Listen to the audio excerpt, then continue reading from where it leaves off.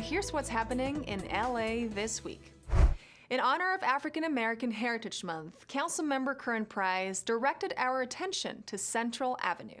This geographical corridor has been pivotal in supporting Black entrepreneurs and businesses from the very beginning of Los Angeles.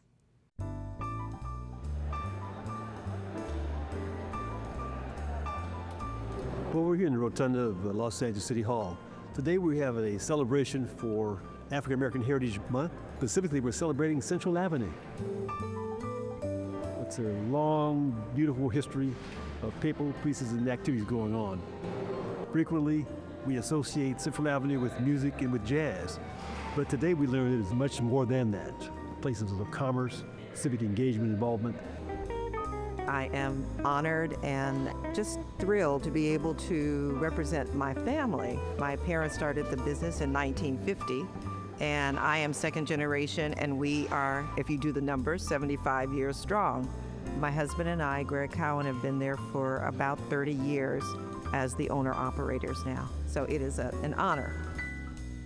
A lot of people today don't realize that the African American history began in Los Angeles from downtown all the way down to Slauson around the Central Avenue corridor in the early part of the state's formation, in the early wave of migration during the 19th century, and then during the Great Migration, the early part of the 20th century. People really need to take a moment away from their phones to really look at the historic buildings on these streets, the amazing businesses. Sweet Potato Pie, I mean, the bakery that makes that is just one of the most famous places in South LA. Record stores, funeral parlors, amazing architecture by people like Paul R. Williams, one of the most amazing architects that LA ever saw. Well, I hope they recognize that Central Avenue has a rich and long history of service and activities, and so these pictures certainly highlight cases from the past, but I think they also underscore the hope for the future. It certainly underscores the kind of entrepreneurial spirit that exists on Central Avenue today.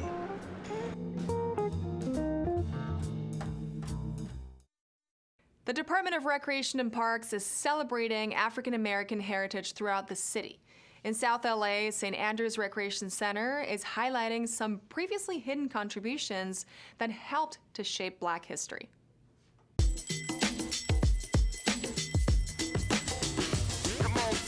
Here at St. Andrews Recreation Center, we have a Black History program going on. We have people coming out from all throughout the community, all walks of life, to celebrate Black history with us. Not so much on the people that we do know, but Black history of what we don't hear about or don't know so much.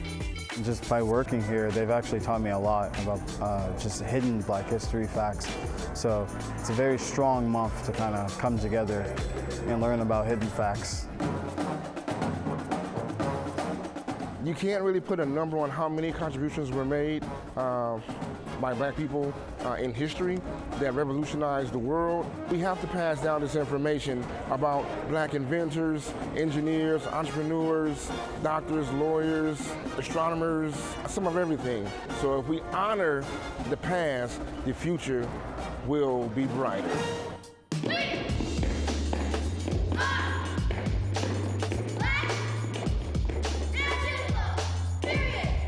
I encourage you to look up, read, Google, go on the internet, find out all kind of information as you can about where you came from and know about your culture.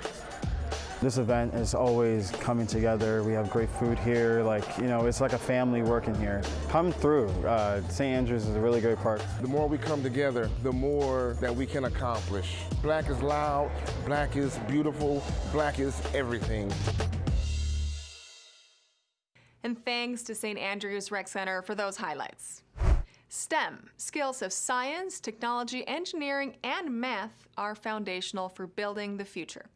To encourage the next generation to think of becoming engineers, Councilmember Eunices Hernandez led Engineers Week for elementary students. Councilmember Hernandez is hosting Engineers Week as the chair of the Public Work Committee. It's a weeks-long celebration to really encourage the next generation of youth to be engineers. Councilmember Hernandez was able to welcome them into chambers and remind them to think critically about the city that they live in and how to make it better, and to also thank them for reminding us that we have the power to build our future. As the chair of the Public Works Committee, I'm pleased to host this week-long celebration organized by the American Society of Civil Engineers of Los Angeles Younger Member Forum, which is all about inspiring the next generation of engineers. Engineering is all about having curiosity, being able to be creative. The students are building spaghetti marshmallow towers. They're gonna test their towers to make sure their towers are earthquake resistant. And this way they learn more about engineering, they learn more about the seismic conditions around LA, and just get an idea of the engineering of the world around us today. You see how first it's actually a triangle and it's not going anywhere? Look how sturdy that is. You see, I can touch it, bring it down, and it doesn't break. These are really important events to get kids exposed to engineering and STEM fields, and these kids are doing great. Their structures that they're building out of spaghetti and marshmallows are great, and yeah, we're very excited to have them here, and hopefully this inspires them to join engineering fields in the future. This build up from this, like this is perfect, the nozzle up. I say that this is the fun part of doing the work, but it has real intention where our decisions in City Hall has consequences. It impacts this youth. And so it's a good reminder of like why we are doing what we're doing at City Hall and doing that hard work in that committee and in chamber with the rest of council members. Again, thank you everybody for being here and reminding us that we have the power to design our future and build a world that works for everybody. Stay curious, keep exploring, and never stop asking questions. These are all the qualities of great engineers and leaders here.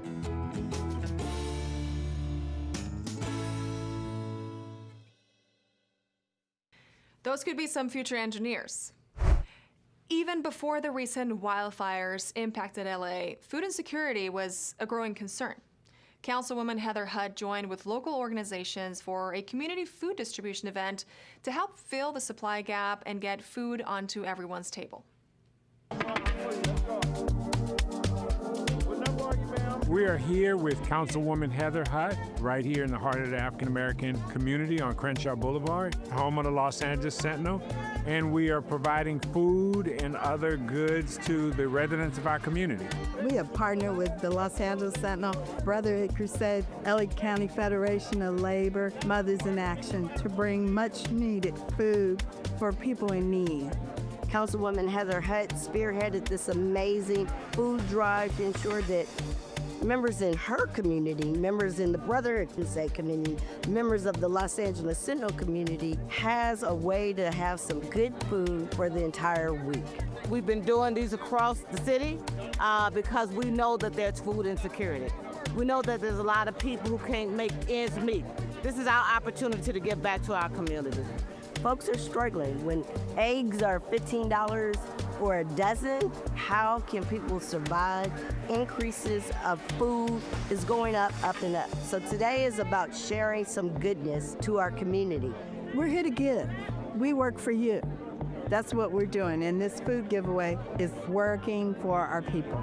The leadership of Councilwoman Heather Hutt, along with the leadership of Sharice Bremont Weaver from the Brotherhood Crusade, and the leadership of Yvonne Wheeler and the Federation of Labor, you can't describe it. These are women who serve our community with love and passion and compassion for their fellow residents, and we are just so thankful for everything that they've done. Look, we're here for our communities. Over 7,000 of our union members were impacted negatively by the fire, and so we were able to provide for them as well. This is a celebration of our community. This is love for our brothers and sisters. We really do all care about our community. Free tax advice and help with preparation is always a win. Councilwoman Tracy Park and the city's Community Investment for Families Department hosted the second annual Tax Prep Resource Fair to help get refunds back into families' pockets.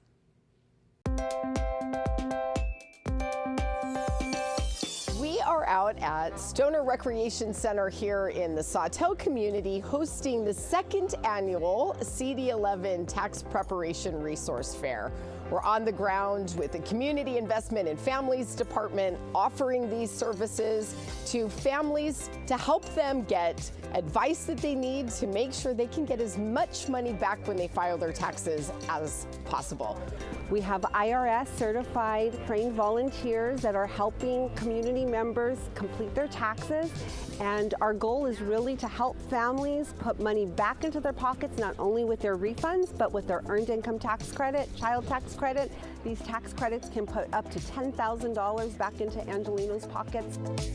It is a free program sponsored directly from IRS.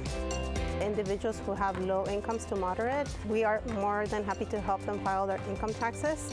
They just have to bring their W-2s, IDs, Social Security card. If they have self-employment, we can also help them with that.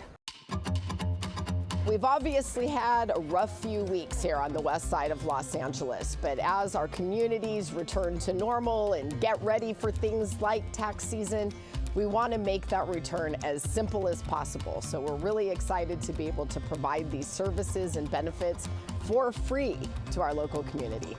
We have these pop-up tax events all over the city. This event also has a resource fair, so we're also connecting families to different services that the city provides, and so we're really happy to be here today. Mayor Bass announces impacted worker and family recovery centers for fire victims. LA City Sanitation is hosting its annual clothing drive, and the council approves a contract for future build projects at Los Angeles World Airports. These stories up next on City Beat.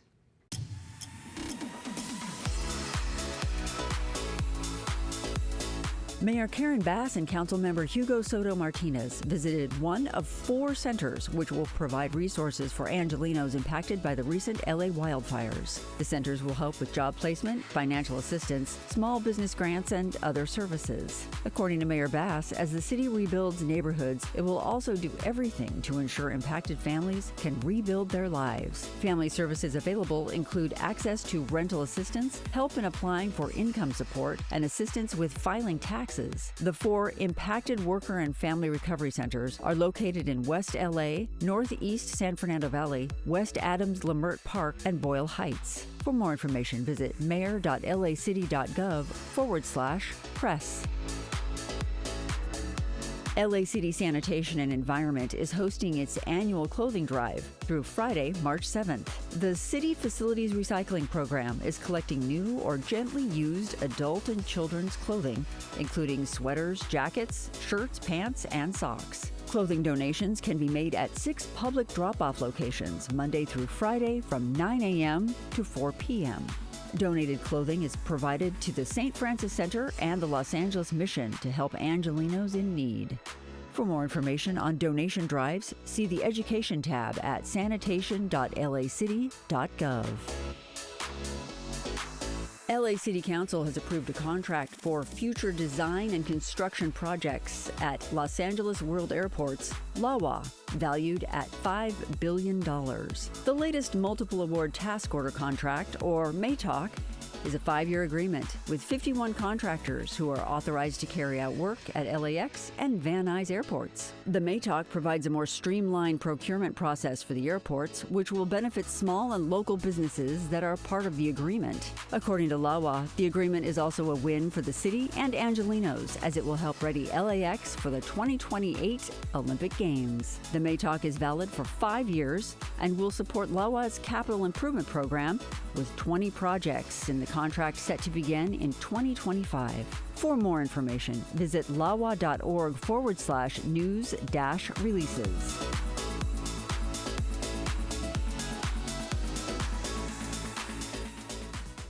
There is nothing like starting the month with a fresh, clean space. The Cabrillo Marine Aquarium invited Angelinos to join them in a coastal cleanup to make sure that sea creatures can enjoy their own clean beach.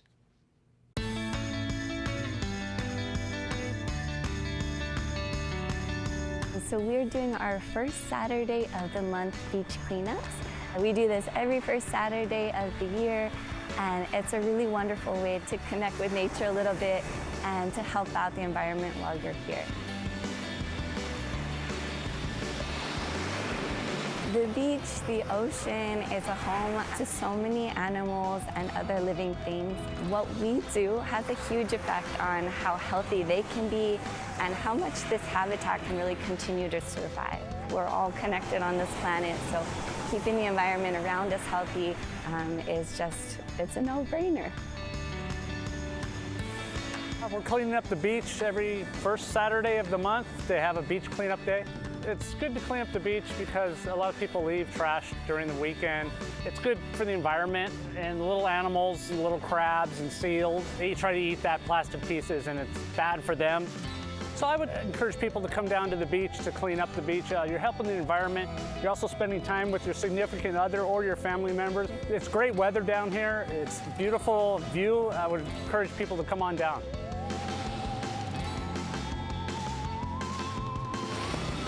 This is a free event. It's open to anyone who wants to come help out.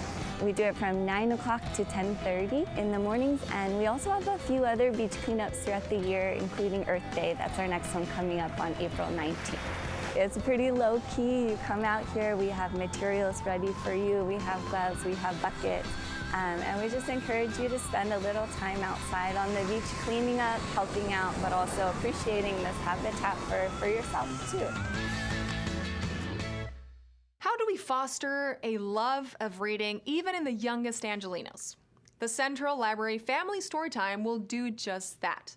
With stories carefully chosen to draw in everyone, these little ones will learn to love reading and all that goes with it. Aspire Bakery. Carmelita stops to look in the window. Let's go in to get some cookies for Mama said. So today we were doing our family story time. This happens most Saturdays here at the Central Library at 2 p.m. On the days it doesn't, it's because we have a special program. For example, last week we had a puppet show at the same time.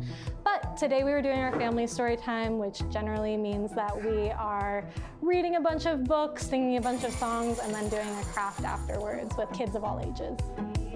We love including multiple languages in our story times. One of the books we read today was Say Hello by Rachel Isadora, which includes languages like Chinese, Italian, French, Arabic, to really bring in kids who speak multiple languages. They love learning about things, and the more stories you have, the more you're able to figure out what their interests are to help them develop their little personalities. Stories are really, really important, especially from that early age before a kid can read. Hearing stories is what gets them interested and excited about reading books later when they can. This is super important for families to have not only the space, the books, but also programs that they can go to for free, giving them extra opportunities both for kids to hear more stories, hear more words. So like I said, family story time here at the Central Library at 2 p.m. on Saturdays. It's an amazing program. Come by, come see us, and come hear some really amazing stories.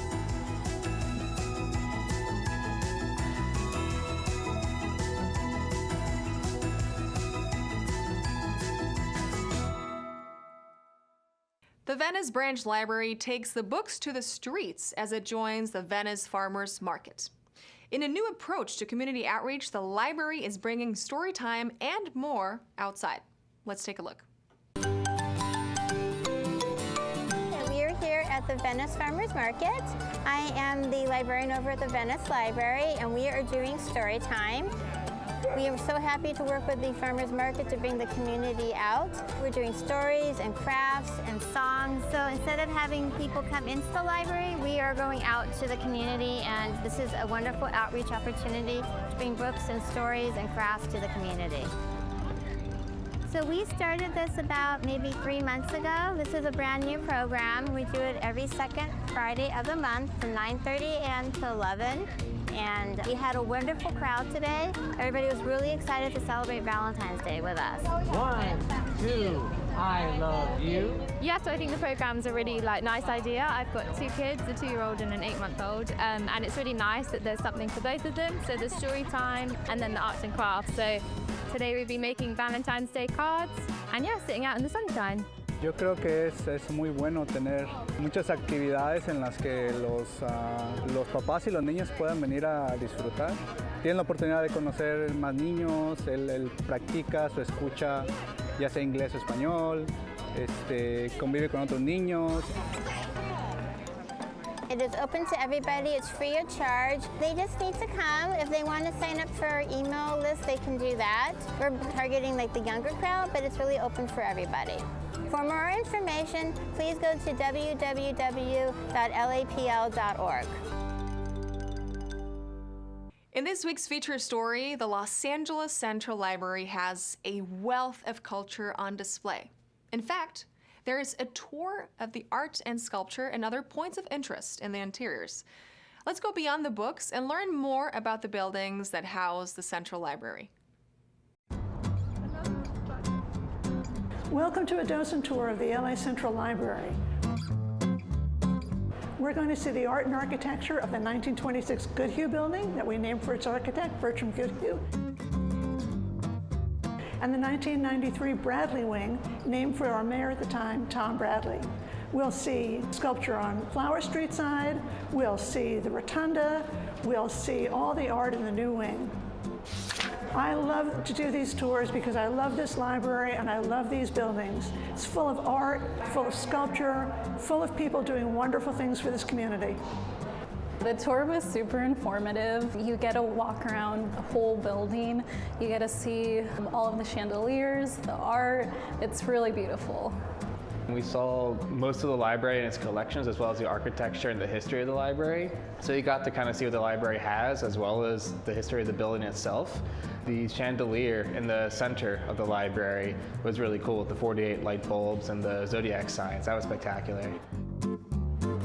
I think what people take home from the tour is that Los Angeles has more history than we sometimes give it credit for. I just really recommend coming to the tour, taking the tour. It's really informative. You know, we all love the library. I'm a big fan of using it back in my hometown, and we all just appreciate the services they offer. And everybody on the tour was great. Miss Kaplan, the tour guide, was really, really nice and really informative. Please come on a docent tour of the LA Central Library. They're free. The times are all going to be on the library's website. And while you're there, check out all the other wonderful, amazing things this library has to offer. LA Central Library is certainly a downtown gem, and it's now drawing in the tourists. In this week's Things to Do, take in all that the Abilities Expo has to offer. Head to the library for an author talk with Jeff Hobbs, and La Mag, LA's Municipal Art Gallery, introduces a trio of exhibitions. All this up next on Things to Do.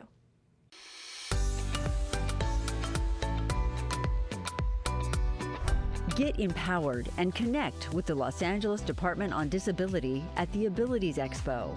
Explore over 150 exhibitors, attend workshops, and experience hands-on activities like the Adaptive Rock Wall. This free event also includes information, resources, and a glimpse into the latest technology.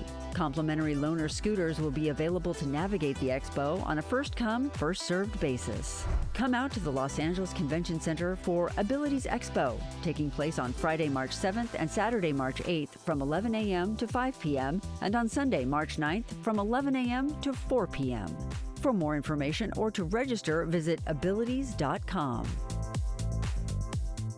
The Los Angeles Public Library invites you to the Central Library for an author talk with Jeff Hobbs. The critically acclaimed writer's new book, Seeking Shelter, tackles the issue of homelessness. In it, Hobbs tells the real-life story of Evelyn, a single mother of 6, trying to keep her family together amid the housing crisis. The afternoon event features Hobbs in discussion with LA Times editorial board member Carla Hall.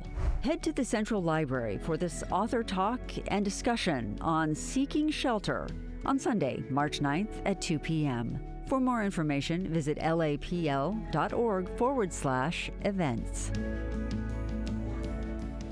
The City of LA's Department of Cultural Affairs invites you to the Los Angeles Municipal Art Gallery, also known as LAMAG.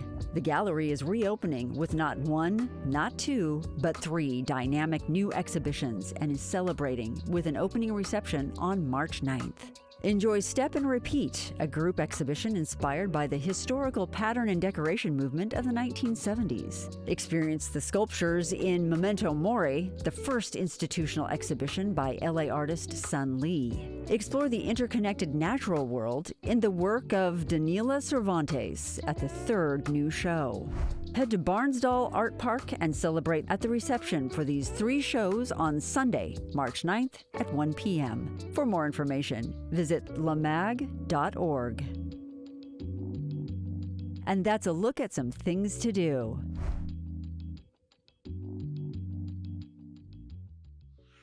And that's all for this week. I'm Natalia Bilbao, and from all of us here at LA This Week, thank you so much for joining us. Remember that you can watch us online anytime at lacityview.org, and we're also on Instagram, Facebook, X, and YouTube. See you next time for more LA This Week.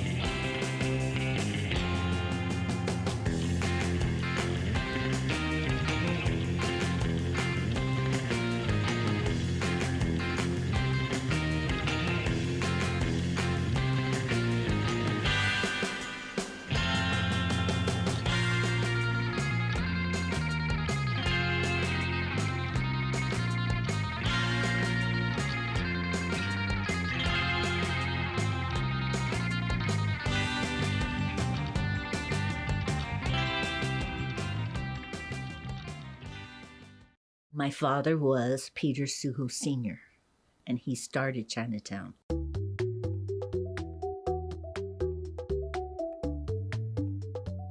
That's my earliest memories of working. I just knew they worked all the time, but we didn't even think about it. It's just like that was a normal thing you did. You go to work and you had to take care of, you were starting Chinatown, so you did all that. And what he did, he was always at a meeting or with people, mostly men at the time, family members and of Chinatown that wanted stores or restaurants. Oh, this is Jinling Gift Shop. There's my dad and there's Mr. Chow. Oh dear, I spend hours there. In the back, we had like a kitchen and a toilet with a sink. And you know, we had no hot water. I mean, you boiled the water in the tea kettle if you wanted to make tea or anything. And that whole block is owned by the shareholders of the Los Angeles Chinatown Corporation, of which my father was one shareholder. And that's how, and he was able to get this piece of property to build his restaurant. But the streets there belong to the Chinatown Corporation. So it's a unique little city in its own. We're on the 2nd floor of Phoenix Bakery at 969 North Broadway. In Chinatown. We are the 2nd generation. It was our parents who started this bakery in 1938. We all grew up here. As soon as we could stand and do something useful, we were here. There were no preschools, no nannies, no child care, none of this, you know. And if my mother had to be down here to help, we were down here too. And some of my earliest memories are bagging fortune cookies down here. Yeah, I got a quarter for that big can. Yeah, we didn't get paid much either. It has strawberries in it. Lay money on it. Well, it's a sponge. Yeah, it looks like one of ours.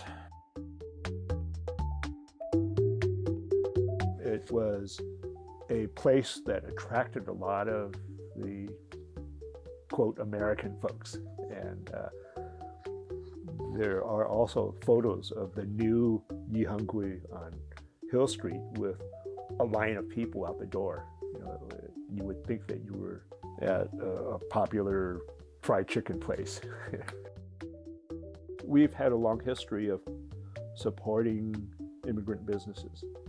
If you go to some of the outdoor shopping places, you know, whether along the sidewalk or inside of the Dynasty Center or Alpine Plaza, you'll find immigrant entrepreneurs who have set up shop, you know, whether it's selling clothing or toys or music. You know, they're following a tradition that they've had before, you know, whether it's in Vietnam or in Laos.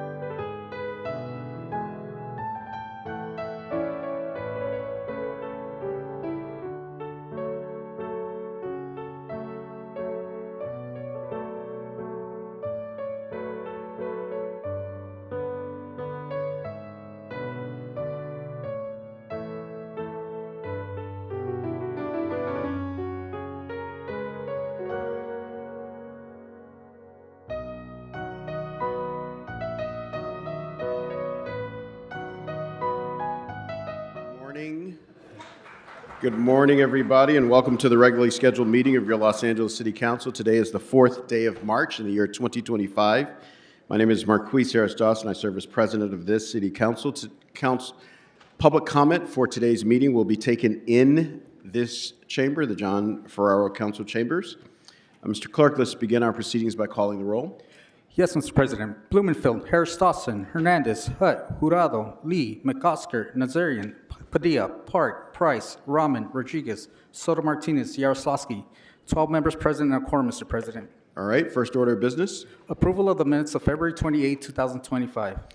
Councilmember Price moves. Councilmember Rodriguez seconds. What's next? Commendatory resolutions for approval. Councilmember Padilla moves. Councilmember Hutt seconds. What's next? Mr. President, today is Tuesday and it's time for the flag salute. I'll ask everyone in the chamber to stand, face the flag, and follow along with Councilmember Nazarian of the 2nd District. That's right.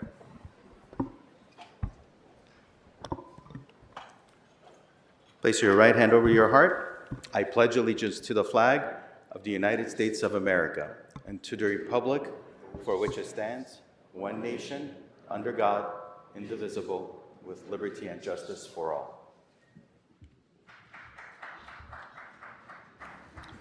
All right, Mr. Clerk, let's run through the agenda. Items 1 through 12 are items noticed for public hearing. Items 13 through 16 are items for which public hearings have been held. A community impact statement has been submitted for item 13 by the North Hollywood Northeast Neighborhood Council in support of the matter. Items 17 through 30 are items for which public hearings have not been held. A community impact statement has been submitted for item 30 by the Reseda Neighborhood Council in support of the appeal. 10 votes are required for consideration. All right, those items are now before us, and we'll begin with specials. On my left, the west side, Councilmember Hernandez. Thank you, Council President. I have comments for item 13, and I would like to move to note and file the H&H report and amending motion of 13A. All right. Is there a second to this motion?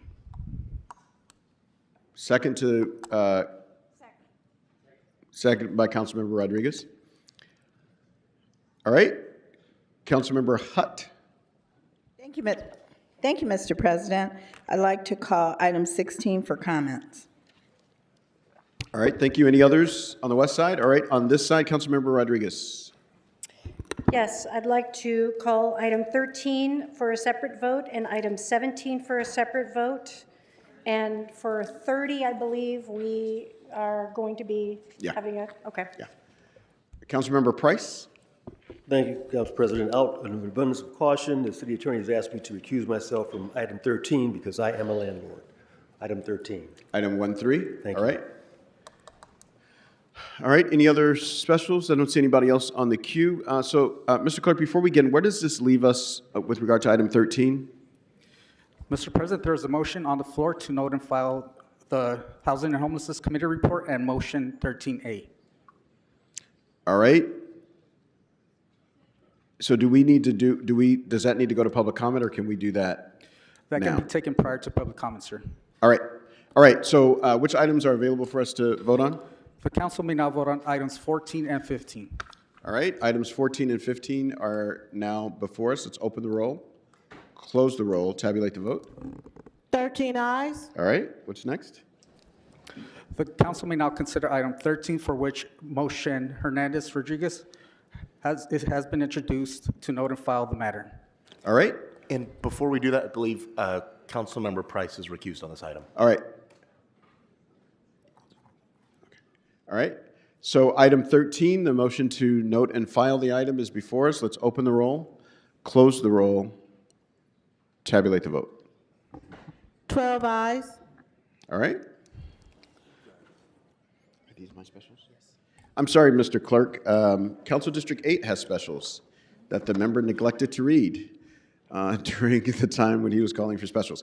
I'd like to call number 11 special and move to grant the PCN application, and call number 12 special and move that we waive the late fees on this item. Thank you, Mr. President. And for the record, there are written motions to be distributed for items 11 and 12. Thank you. All right, what's next?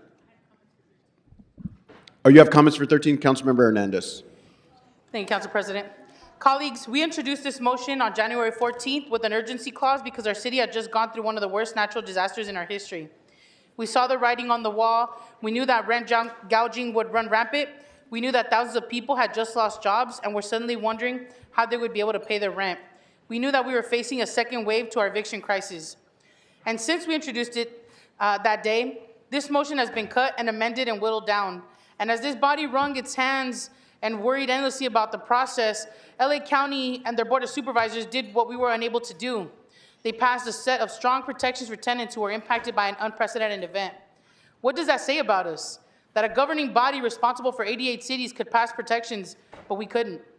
By failing to pass these protections, we looked away from more than 7,000 union workers who lost wages and jobs because of the fires, from gardeners and nannies whose jobs disappeared overnight. We looked away from a city whose renters were, of renters where too many struggle already to make ends meet. We heard every excuse for inaction. We need to follow process. We need to make sure there's no fraud. We need more time. When it comes to wealthy communities and corporate interests, we see how fast this body can move. But when it's about keeping working class renters in their homes, apparently we're content to let the clock run out. So yes, I'm grateful the county stepped up where this council failed, but let's be clear, we should be leading the fight for housing justice, not relying on the county. Los Angeles is a city of renters, and I hope that we can do better for our constituents moving forward. I hope we fight harder to keep people in their homes. I hope we do more to catch people when they're in crises, and I hope we fight harder for people who can't afford to hire lobbyists and special interest groups. Thank you. All right, what's next, Mr. Clerk? Mr. Soto Martinez, sorry. Thank you so much, Mr. President. I just want to thank Councilmember Hernandez for bringing this forward. It is undoubtedly that had an effect on the county, you bringing this forward and pushing as much as you did. And I'm thankful the county did the right thing, but I'm also thankful for your leadership and for doing something that created a discussion on a much larger scale. And so I think this is good for the city of, the entire county now of Los Angeles. So thank you so much. All right, thank you. What's next, Mr. Clerk? Mr. President, the council may now consider item 16, called special by Councilmember Hutt for comments. Councilmember Hutt. Thank you, Mr. President. On item number 16, while I deeply appreciate the environmental goals driving the push for battery-powered water heaters, electric water heaters, we have to acknowledge the significant financial burden that a mandate would place on our residents. Forcing a citywide switch is simply not feasible. It's not equitable. Los Angeles already faces some of the highest electricity costs in the nation. It would cost $3,000 to $5,000 for a tankless water heater and almost $10,000 to replace an electrical panel. So do you mean to tell me that it would cost around $15,000 to make the full changeover, and folks in my community just can't afford it? I can't put that burden on an 85-year-old woman who lives next door. I can't do that to any of my constituents. In my own home, I can't even turn on the microwave and the toaster at the same time. It will require me to change out my panel. This burden will disproportionately fall on people who are already struggling to meet basic needs. I completely understand we have to take steps towards preserving the environment, but our constituents should not be forced to choose between compliance and financial stability. I cannot give my aye vote on item number 16. Thank you. All right, Councilmember Yaroslavsky. Thank you, Council President. There are a bunch of advocates, I believe, who are here to speak today on this item. I just want to say the air quality crisis in Southern California is one of the most serious health challenges we face. AQMD estimates we need to cut hydrogen oxides by over 67% to meet air quality standards by the 2037 deadline. This is local air pollution impacts. We know that gas-powered furnaces and water heaters are some of the largest sources of harmful pollution in our region, and transitioning to zero-emission alternatives is a necessary step to protect public health. I want to note importantly that South Coast AQMD's proposal is a flexible approach that focuses on standards for manufacturers. It takes the burden off of consumers, and there is no requirement in what we're proposing to adopt today or support today that requires folks to replace a functioning system. This is only when you go out to buy a new one, when it's broken, that you have to buy one that's less polluting. So this concern about requiring people to go out and buy new things when you have a functioning system already in place is just not true. These standards are going to reduce smog-forming pollution, cut billions in health-related costs, and improve quality of life, especially for those communities most affected by poor air quality. The moment for stronger action here at home has never been more important when it's clear the federal government's only interest in air quality is to dismantle progress for the benefit of polluters.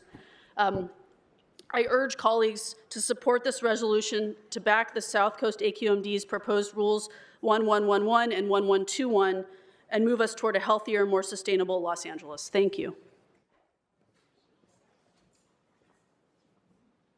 All right, Councilmember Rodriguez. Thank you.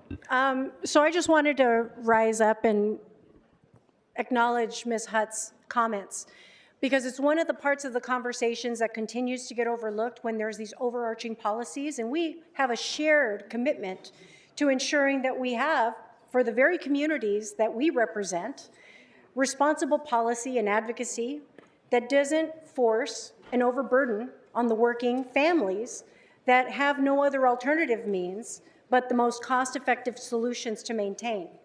And so while we have these overarching policy dialogues with, individuals that have the affluence and the ability to engage in these types of conversations while our communities are out working, we have to remember some of the very pollutants for our neighborhoods are born out of the result of the trucking that we're going to see an increase of from all the material and debris that is getting trucked into our communities as a result of some of the most recent devastation.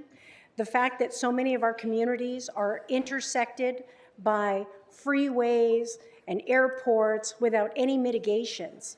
Those are some of the daily impacts that our communities are burdened by. And so while we have these conversations, and I support the intent of what we're trying to do here, but what I want to ring the bell on is something that I thought was really important that you said, is that it's our working class communities that when their systems fail are now forced to look for very expensive solutions to be able to pursue going forward in order to maintain any reasonable level of quality of life.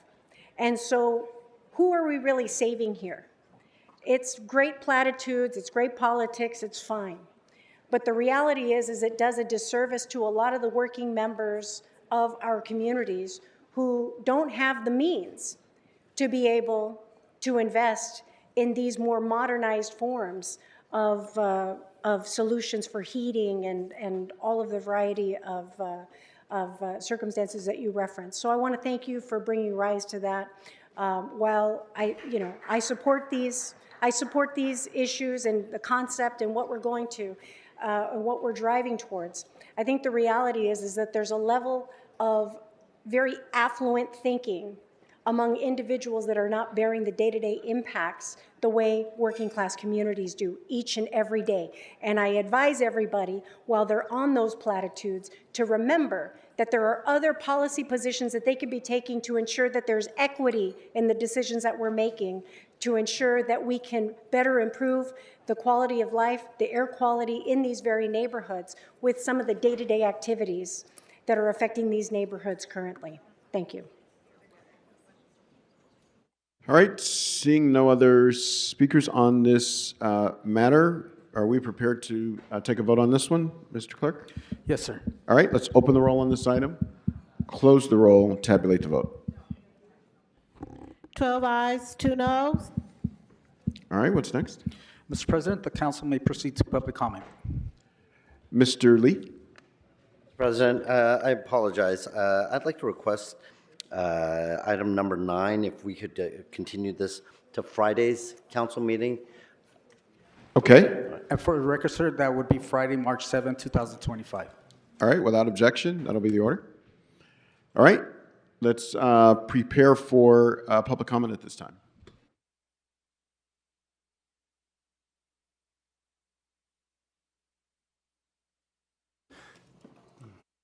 To people providing public comment, when it is your turn to speak, please state which of the agenda items you'd like to speak to. You will have 1 minute per item, up to 3 minutes total for the items open for public comment. When speaking on the agenda items, you must be on topic. Our goal is to get through as many speakers as we can. If you are not on topic, or if we cannot tell whether you are on topic, you will get one brief warning from me or the council president. At that point, you need to get immediately and clearly on topic. If you do not do so, or if you again stray off topic, you will forfeit the rest of your speaking time and we will move on to the next speaker. The items open for public comment on the agenda are items 1 through 8, items 10 through 12, and items 17 through 30. So again, let me repeat. The items that are open for public comment on the agenda are items 1 through 8, 10 through 12, and 17 through 30. Item number 9 has been continued to this Friday, March 7th. Members of the public may also speak for up to 1 minute for general public comment. During general public comment, members of the public may speak to any of the items or anything else in the city's subject matter jurisdiction. I have a couple more announcements, and if I could have the interpreters make this one aloud for the room. If you require a Spanish language interpreter, please make sure to pause every few sentences so the interpreters can interpret. Si usted requiere un intérprete en español, por favor, haga una pausa cuando está hablando para que el intérprete pueda hacer la traducción. Don't worry, we will pause your time while the interpreters are interpreting, so you will get the same amount of time as everyone else. No se preocupe, usted va a tener el mismo tiempo que los demás, el tiempo de interpretación no se le va a contar, de tal manera que tendrá el mismo tiempo que los demás. Thank you. Gracias.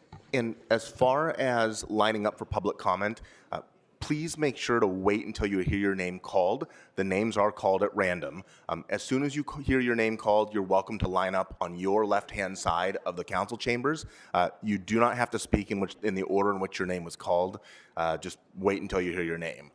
One final announcement, as you can see, this is a packed council chamber, so I'd just like to remind everybody to please stay on topic so that we can get through as many speakers as possible.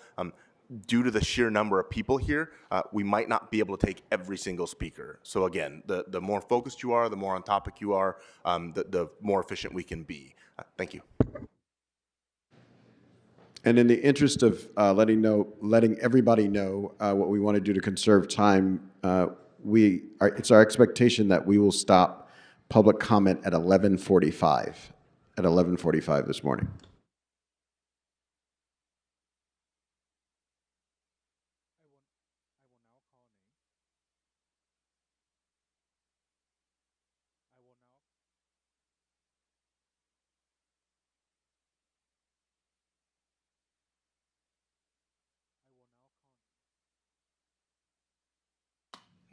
I will now call names to come up and speak. Sylvia Castillo, Candace Jones, Robert Hawkins, David Evans, Gloria Medina.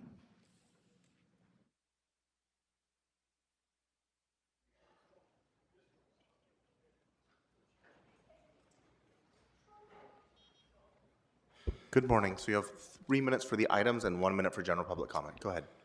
Thank you very much, City Attorney Google Translate. Start with number 17, local emergency on the homelessness.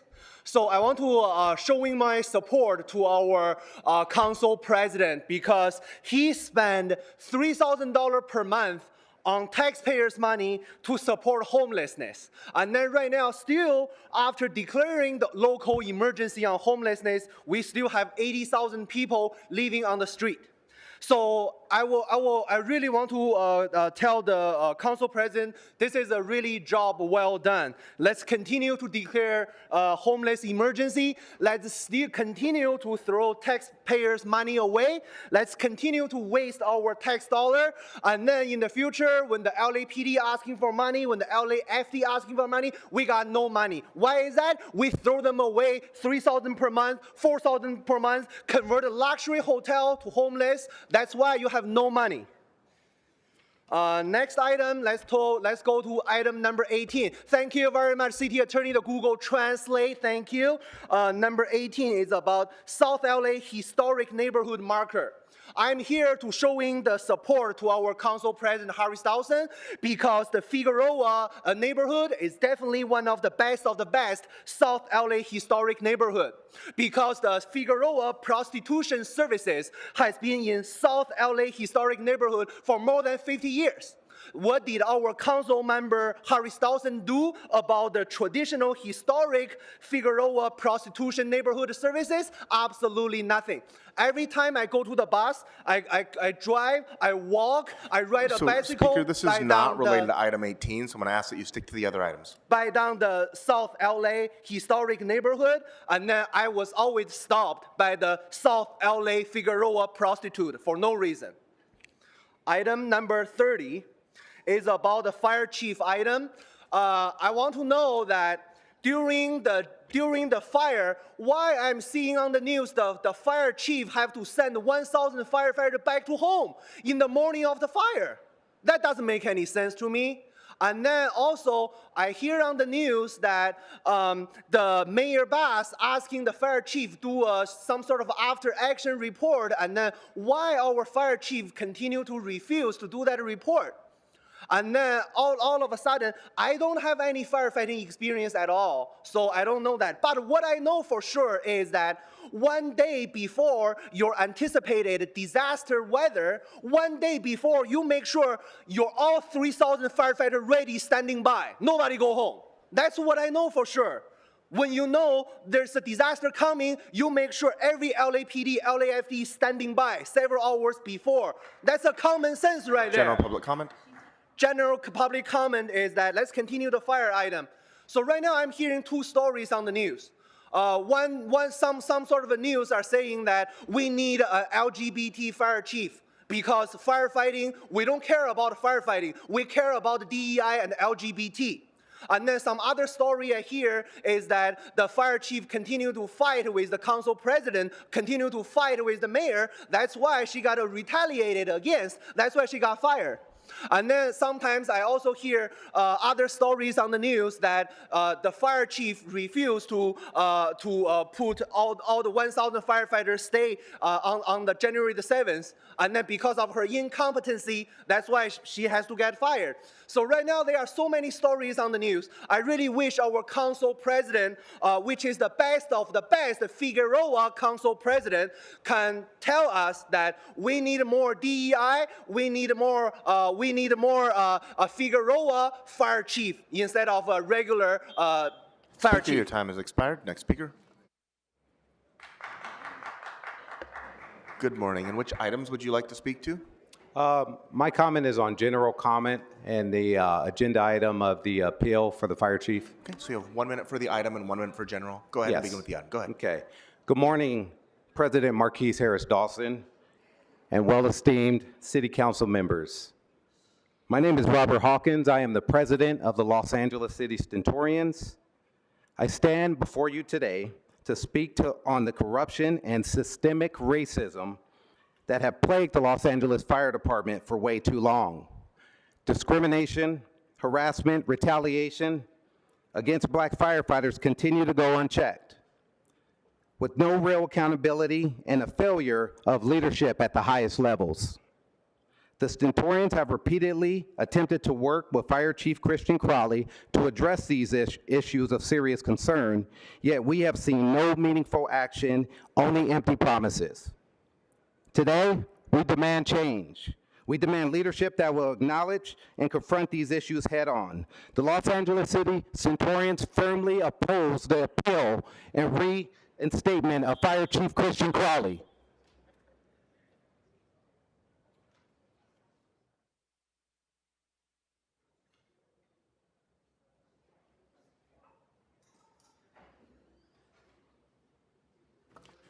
Good morning. And which items would you like to speak to? Yeah, public comment in item 13. Okay, so you said item 13? Yeah. So item 13 has, we've already had public comment. It's already been voted on. But you're welcome to speak to it during general. So you have 1 minute for general public comment. Go ahead. Okay. Yeah, over the past 2 months, LA City, county, and state elected officials have proposed and imposed protections under the premise of helping those impacted by the Palisades, Hughes, and Eden fires. Last week, LA County BOS voted on a 6-month moratorium. This comes after LA City was subject to the longest tenant protections in the country in the form of moratoriums and rent freezes, despite the cost of insurance, utilities, and services rising exponentially. As a result, These regulations imposed on LA landlords since the onset of COVID have largely disincentivized investment in housing in Los Angeles. While most people tend to agree the city needs more housing, no one knows how to build it is up for debate. This factored in with the rising construction costs, softening rent markets, market rate and Section 8, and increased transfer taxes has disincentivized development from building housing.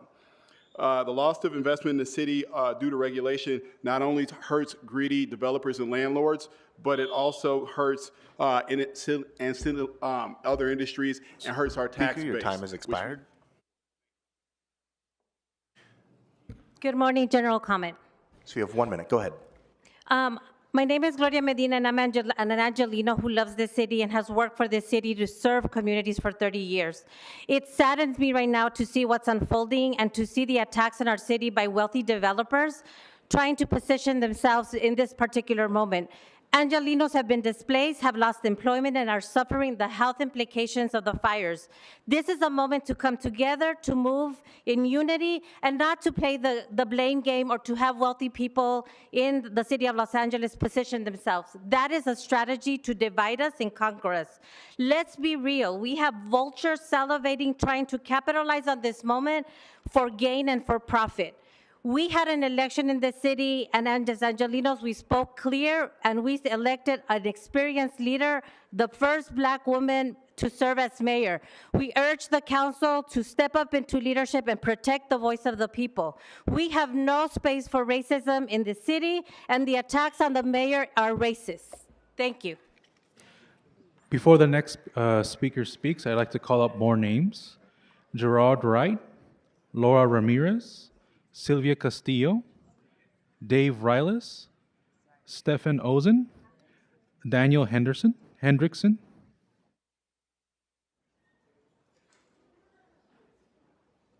Good morning. Which items would you like to speak to? Item 30. Okay, so you have 1 minute for the item. Go ahead. Hi, I'm Sylvia Castillo, and I'm here as a concerned citizen. I ask the president and the city council members to listen to the accord and the unity that we respect and ask of our leaders. Our concern is that the issue of the mayor's authority to remove a fire chief for dereliction of duty is within her authority and has been spoken to by the people in terms of voting for the mayor and making sure that this is a rule of law. Our concerns are that at this time of crisis, as we're trying to turn the corner, that we are seeing divisive political movements to do a public lynching of the first African-American mayor of Los Angeles. Let us not forget that we are here in support of accepting Speaker, your time's expired, but I'm going to ask, so you requested general public comment, but it sounds like you're talking about item 30. So just as a reminder to everybody, if you would like both item 30 and general public comment, please let us know, and that goes for any other items as well. One other reminder, because I know that the time goes by quickly and there are a lot of folks here in the room. If we are unable to get to you, or if you are unable to finish your public comment, remember that you can always go to lacouncilcomment.com. That URL is at the top of your agenda to provide written public comment for any item on the agenda. Good morning. So you have 3 minutes for the items and 1 minute for general public comment. Liquor for you? How about liquor for you? Does anyone want liquor for you? I don't find it pleasing to have necessity for alcohol in all our communities. I find it very disrespectful that we influence our communities to get drunk, kill people, and bring harm and liability to those who don't want to be a part of the necessity of convenience of alcohol. Right, Mr. Grote? Mr. Grote, for the record, I am talking about alcohol. And I'm going to put it very clear. My fucking determination on fucking public convenience for fucking necessity for fucking sale of alcohol beverages are a fucking disgrace. Cite consumption fucking shit off the holdings in one location in Glendale. Are you familiar with that, Nazarian? That's what we don't want. But that's in CD 13. And look at the other dirty fucking alcohol issue here. Time again, we deal with these hearings on consumption of alcohol. Why? I believe that Django up there, our acting mayor, is probably drunk because So which item are you speaking to? Well, you've noted there are I'm multiple. narrating the issues about alcohol and convenience. Yes, asshole. but one of those, yes, but the PCN's there item are 9 two was. of them. Mr. Herman, you can either let me speak or you can forfeit the rest of your time. Go ahead and hold his time this one time. Okay, so there are multiple alcohol-related items on there, but one of them was continued. So you've exhausted your 1 minute on item number 10, and item number 9 is no longer available. So please identify which item you'd like to speak to, or you can move to general public comment if you'd like. Oh, Go how ahead. heavenly. So let's go to 30.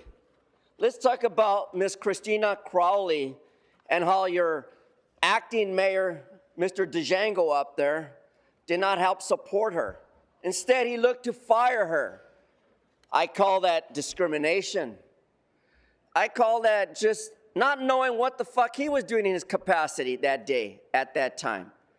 All this could have been prevented. All you had to do was summons me to remind you that, yes, the reservoir was empty, there were high winds, and you don't have to be that fucking stupid to not understand that this would accelerate the fire. After all, to my left and to my right, we got honorable men and women of the fire department here to support Christine Crowley, just like I'm doing today.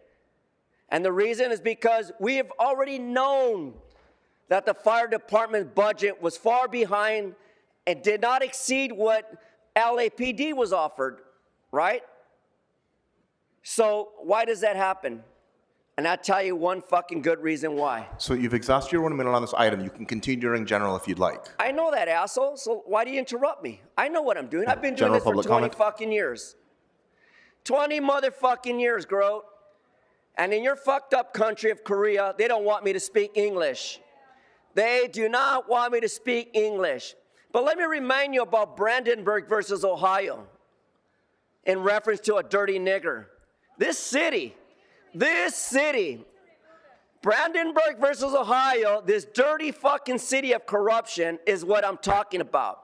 And how many times have you disregarded the homeless problem? That's another crisis. Another motherfucking crisis created by the Jews who should go back to Israel and save America. Yeah, that's the real issue. What about Snyder versus Phelps? Goddamn bitches. The Pope raped boys. Priests go to hell. That's a fact. God hates you, and you're all a bunch of fucking liars. And that's the reason why I can come up here and say you're a bunch of dirty niggers, for the record. Thank you, Grote. All right. So before the next speaker comes up, I just want to make an announcement to the room because we have a lot of new people here. First of all, I appreciate everyone's patience. Mr. Herman is not a cosplayer who normally frequents Hollywood Boulevard. He is a frequent gadfly here. The First Amendment requires us to allow people to speak during public comment. That does not mean that this body or this city condones those comments, appreciates those comments, or agrees with those comments. Mr. Herman and his friends like to offend as many people as possible and often try to get a rile out of people here. So again, appreciate your patience. Please do your best to ignore it, and we will move along expeditiously with this meeting. Thank you. Good morning. Which items would you like to speak to? With respect, Mr. President, if I could speak first for the firefighters, and then Dave Riles will follow. Thank you. I'm here to speak on all agenda items, including item number 30, and also provide general public comment.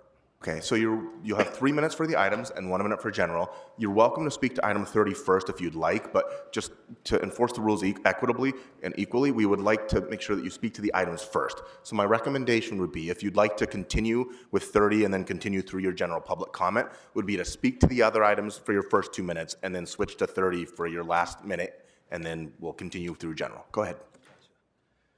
Good morning, my name is Chung Ho, and I proudly serve as a director with United Firefighters of Los Angeles City, Local 112. And today, I'm here to ask all of you to give Chief Crowley a fair shot. Listen to her with an open mind, and then make the right decision. The men and women of our great fire department supports Chief Crowley because she stood up, she spoke out, and she had our backs. I have never seen a fire chief in my career consistently speak out about the constant understaffing and lack of funding for our fire department. Today, you're going to hear from my UFLAC colleagues who will tell you why the mayor's stated reasons for dismissing Chief Crowley are simply false. The mayor has said the chief was being terminated for 3 reasons. Number 1, not keeping 1,000 firefighters on duty past their shift on the morning of January 7th. Number 2, not communicating with the mayor about the dangerous wind conditions. And number 3, not agreeing to an after-action report from the LAFD Fire Commission. Each of these manufactured reasons are simply inaccurate.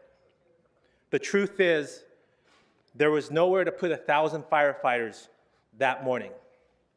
Second, the entire country knew about the dangerous weather conditions. Finally, there is a comprehensive, independent after-action report happening right now. The reality is, Chief Crowley was fired for telling the truth and for exposing the budgetary deficiencies of our fire department. Thank you.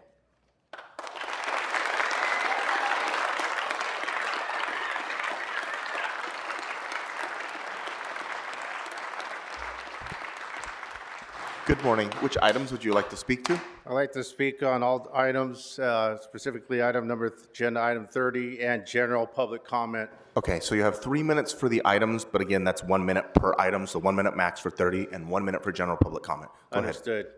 Hi, my name is David Fabella. I'm a director with the United Firefighters of Los Angeles City. But foremost, and more importantly, I'm a 31-year veteran of the LAFD. I serve as a Captain 2 at Fire Station 27 in the Hollywood area, which lies in Soto Martinez's council district. I'd like to straight up debunk the claim that 1,000 firefighters could have been held over the morning that the fires broke out. This is a false statement. Let me set the record straight. First, there were not 1,000 firefighters, and I repeat, there were not 1,000 firefighters or seats for them to put them in. Our firefighters would have been held over, waiting at fire stations because there was nowhere for them to be placed. There were just not enough seats. We had more firefighters calling in and waiting to work that day or the following days and nowhere to put them. On any given day, we have approximately a combined 100 apparatus, which includes engines, trucks, rescue ambulances that sit idle, out of service at our 2 maintenance yards. There aren't enough mechanics to fix these. Mechanics that were cut in Mayor Bass's budget directly impacted the ability for fire apparatus to be repaired and placed back into service. The LAFD fleet was impacted because civilian staff positions were cut. As for the mayor's claim that 1,000 firefighters could have been placed or used, it's just not true. At the most, 120 firefighters could have been placed on our 200 series apparatus, but the math doesn't add up. 120 nowhere is 1,000 firefighter positions.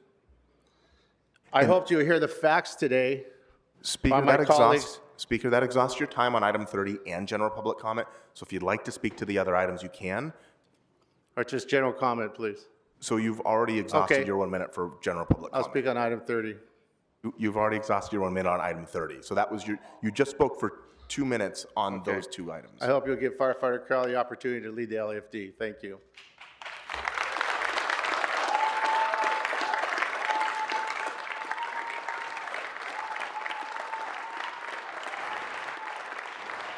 And members of the public, just to clarify, the reason why we have to cut people off at that time and enforce the rules equally is because if we gave that gentleman more time, we'd also have to do so for the previous speaker, who was dressed up like Batman. So again, if you would like to speak to item 30 in general public comment, please let us know. But if you mention all items, you will have to use 2 of those 3 minutes for the actual items, the other items. So good morning. Which items would you like to speak to? Good morning. I'll speak to item 30 and general comments. Okay, so you have 1 minute for the item and 1 minute for general. Go ahead.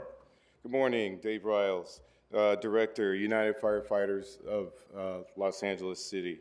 I'm a proud 32-year veteran of the LAFD, currently assigned to Fire Station 107 out in Chatsworth, which is Councilmember Lee's district.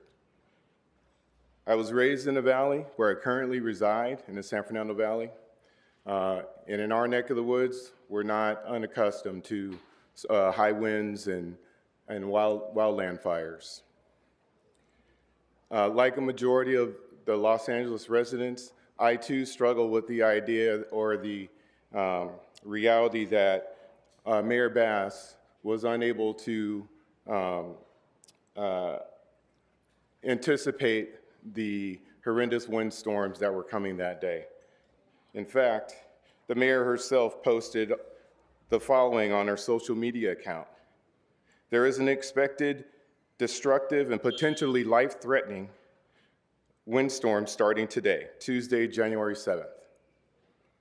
It's just inexplicable for the mayor of Los Angeles to say that she didn't know about the dangerous windstorms that day that were impending. With all the forecasts all over the country, everybody knew about it. The mayor's own failure to be informed should not lead to the dismissal of the fire chief. As mayor of the city of Los Angeles, the residents expect her to be the one in command. She should have been checking in with all of her department heads to find out exactly what their needs would be for the impending weather event, to make sure that everybody was covered. That's what a proactive mayor would do. Being the mayor of the second largest city in America is a huge responsibility. Shifting the blame to those who are the boots on the ground, they're doing their part to help you fix everything in town. Speaker, that your time has expired.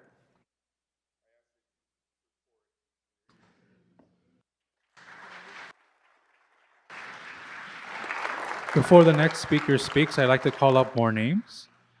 Eric Aguirre, Olympia Blanco, Sequire McCoy, Miguel Dominguez, Angelica Acosta. Good morning. Which items would you like to speak to? I'm here to speak on all items and general public comment. So you have 3 minutes for the items and 1 minute for general. Please begin with the items. Go ahead. My name's Ken Koffler, and I serve as Secretary with the United Firefighters of Los Angeles City.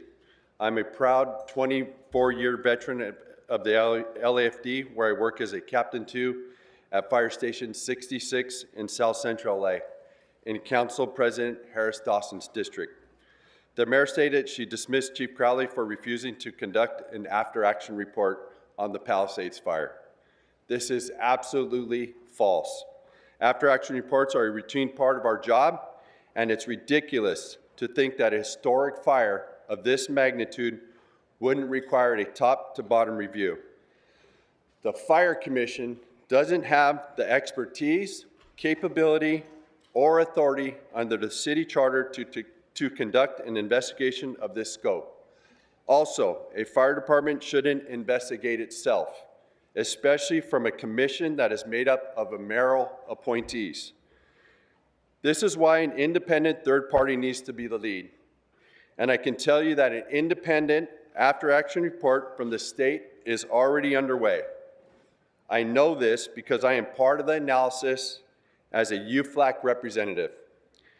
As my colleagues have said, the reasons given for Chief Crowley's dismissal are false and flat out wrong. And I urge you to reinstate her today.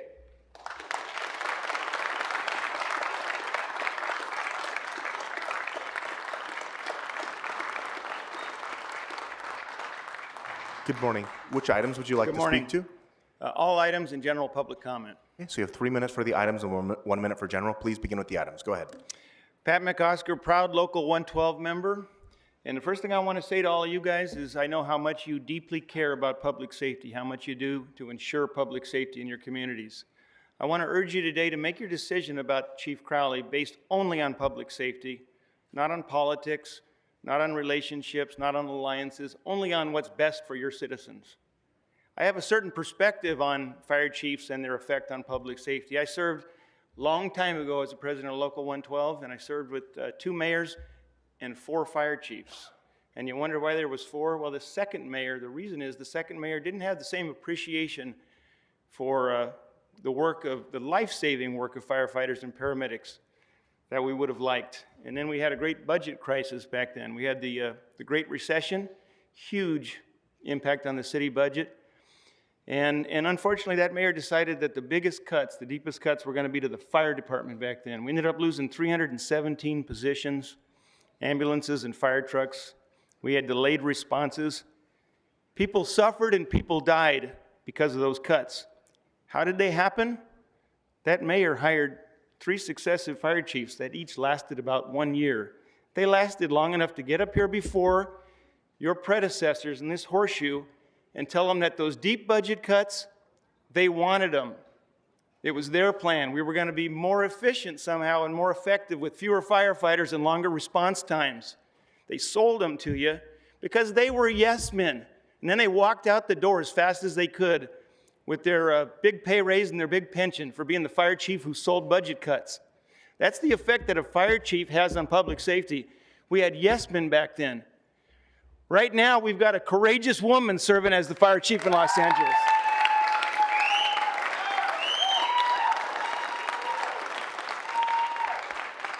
And because you all care about public safety and doing what's right for your citizens, you should make sure to retain Speaker, her. you've exhausted You want your someone time to on speak the truth item to and on power. general You want public someone comment. to tell you what your So fire please move department on. needs. Speaker, please move on to another item. You've exhausted your 2 minutes on general public comment on the item.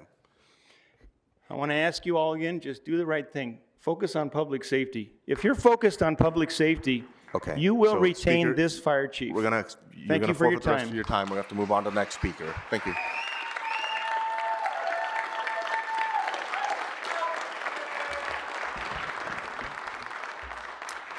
Good Pat morning. McOsker is 318 positions to be exact. Freddie Escobar, UFLAG president. I'm here to speak on all items and public comment, sir. Okay, so just to reiterate, and again, because we have a lot of people here, so if you request all items, but you only want to speak to item number 30 in general, you will only get 2 minutes for those items, and that's out of fairness to everyone here.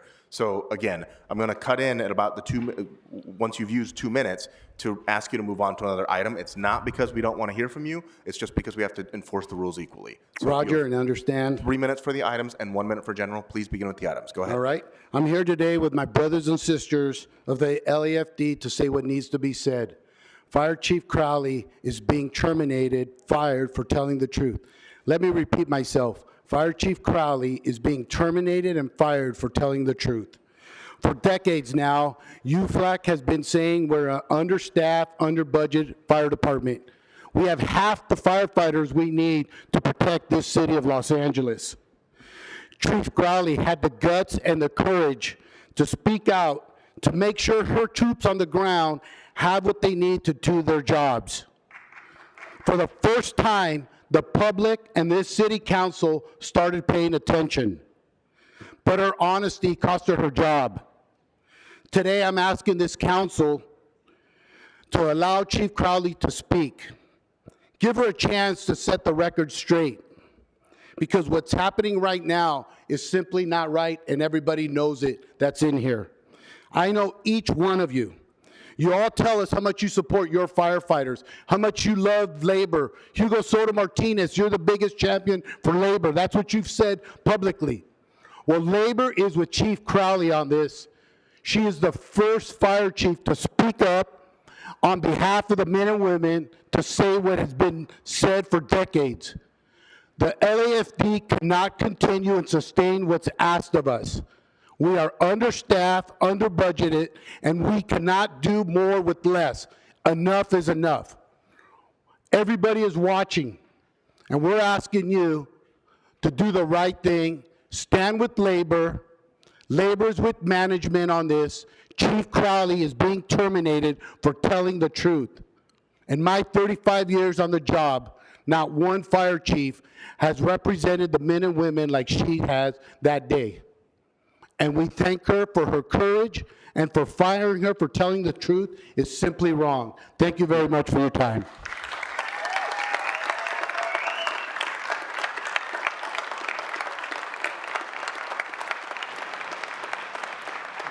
Before the next speaker speaks, I'd like to call up a few more names. Ciris Barrios, Darian Harris, Glavis Diego, Natasha Muse, Aaron Akron.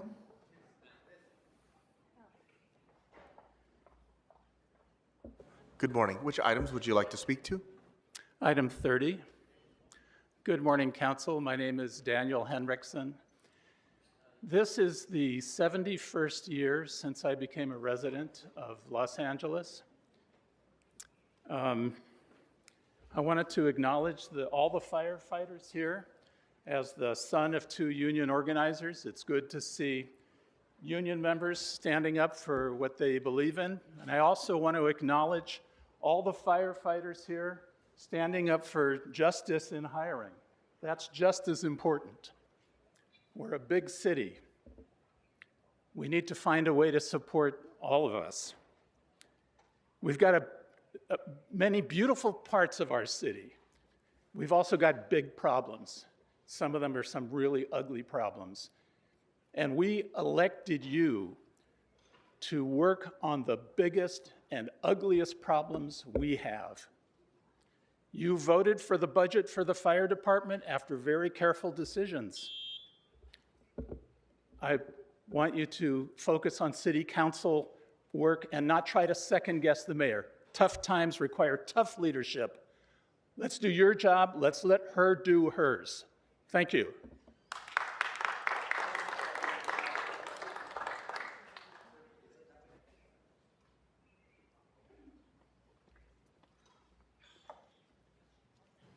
Good morning, Speaker. Which items would you like to speak to? It was item 13, but now just general public comment. I only need a minute. Okay, go ahead. You have 1 minute. All right. Good afternoon, City Council members. My name is Gerard Wright with the Greater Los Angeles Realtors.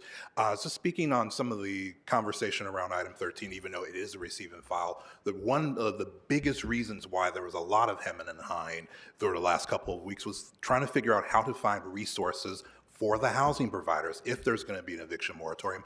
That is exactly what the LA County was able to do, what they were able to provide, and that's why it got passed. I know there was a lot of back and forth here. We were part of those conversations for a long, long time, but a big part of it was, where's the money going to come from? Was it going to be ULA? Oh, we can't find it from ULA because it's broke. It can't do it for this particular piece. Can we do it from this pot? No, couldn't do it from this pot. That's a big reason why the conversations took place. And we're helpful and we're thankful that the county was able to figure that part out for both housing providers and tenants. Is it a perfect idea? No, it's not.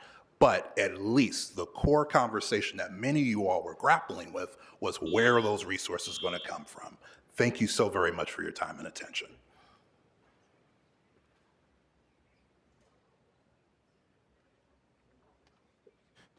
Good morning. Which items would you like to speak to? I would like to speak on item 30 and general public comment. Okay, so you have 1 minute for the item and 1 minute for general. Go ahead. Thank you.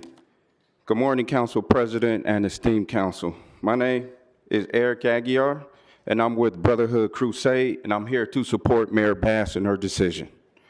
Mayor Bass made the right decision to remove the fire chief. Leadership changes are necessary when performance doesn't meet the high standard required for public safety. The decision to remove the fire chief was about experience and accountability, not politics. Emergency response leadership requires proven experience, and in this case, the missteps during the Palisades fire showed an experience. The mayor has the authority and responsibility to make leadership changes, ensuring public safety is her top priority. This includes making tough but necessary decisions. This is about public trust and restoring confidence in emergency. People need to know their leaders will act decisively in a crisis, and this move reflects that commitment. Communication during this crisis was insufficient. Continue. The acting mayor was not directly briefed, which is a standard procedure during an unfortunate event like we experienced. Pre-deployment failures put lives and property at risk. Proper preparation is key in disaster response, and leadership must be held accountable when it doesn't happen. Forecast extreme winds made aerial assault impossible, but leadership should have anticipated this and made sure additional resources were available. Effective leadership challenges and adjust. The city must move forward with strong, experienced leadership in the fire department. Now is the time to focus on solutions, including rebuilding and preparing for future emergencies. The decision reinforces the city's commitment to public safety. The focus should remain on improving systems, innovating new ways to address climate change, and not dwelling on the past mistakes. Today, I'm asking Speaker, your time council has to stand expired. with Mayor Bass. Thank you.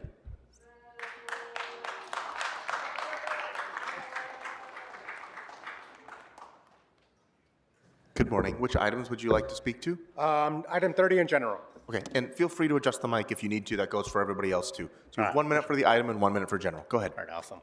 Good morning, Council President and Council members. I'm here in support of the mayor's actions to move our city forward. I'm disgusted by the outright and coordinated attacks on our mayor, attacks that are rooted in anti-blackness and that are ultimately a distraction and another intent to keep those closest to the issue on the margins and instead centered on the billionaires that benefit from this conflict. These attacks do nothing but take away the focus that should be on helping to support the majority black residents that lost their homes in Altadena and on supporting the rest of the city that was indirectly impacted by the climate catastrophe. The misdirected attacks on Mayor Bass for her actions are rooted in hate and propaganda, and it does nothing to address the root causes of this climate catastrophe. Ultimately, we do need to talk about real accountability, which looks like stopping billionaires and corporations who created this climate crisis from continuing to pillage our environment for profit. Accountability looks like not allowing Southern California Edison to raise prices and passing along costs to residents to pay for the greedy actions that directly sparked the fires. I believe in the strength of the city and in our ability to build strong connections among communities. And I believe in Mayor Bass, who stepped up for South LA, who stepped up for California, and who is now stepping up for our city. We need all of you to step up too and move past it so we can put our focus back on supporting those residents impacted by the climate catastrophe. Thank you.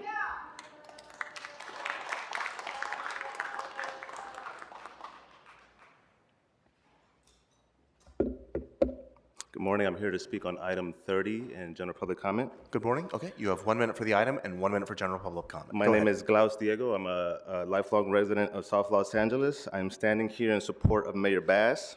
It is clear that there has been a coordinated attack to undermine Mayor Bass's leadership. Trump has created a narrative of DEI hires that billionaires like Rick Caruso have backed and are taking advantage of at this moment.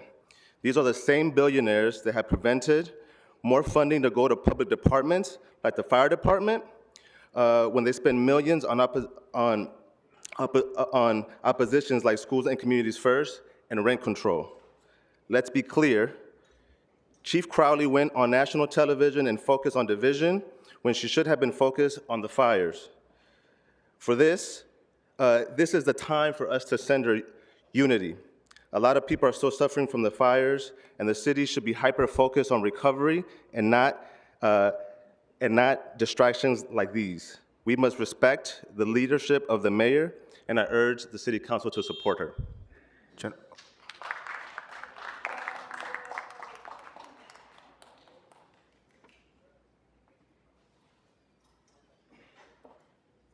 Good morning. Which items would you like to speak to? Good morning. I want to speak to agenda item 30 and also public comment. Okay, so you have 1 minute for the item and 1 minute for general public comment. Go ahead. Okay, my name is Sequoia McCoy, and I am a proud supporter of our current mayor, Karen Bass. It is my opinion to uphold the correct decision made by our current mayor, Karen Bass. She's made various decisions in the past, and let's continue to support her in her decision-making. We can go back and forth about character, about how good a person is, how they make us feel. That's wonderful. The point is that a correct decision was not made. That's the bottom line. We need to support our mayor and her executive decisions, along with supporting and not usurping and diluting the power of decision makers. Thank you.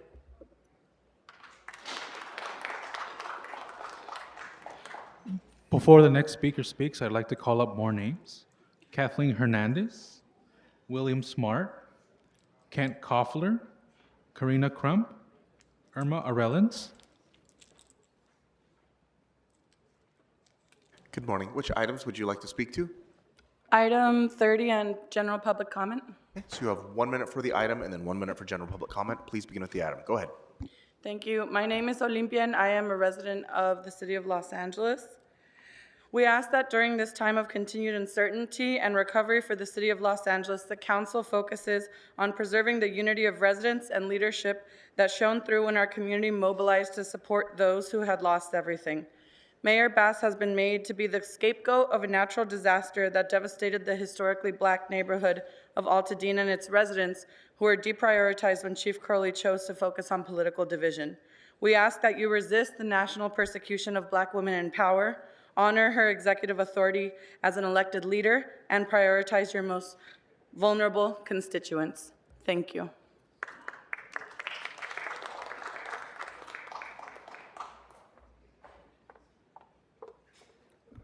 Good morning.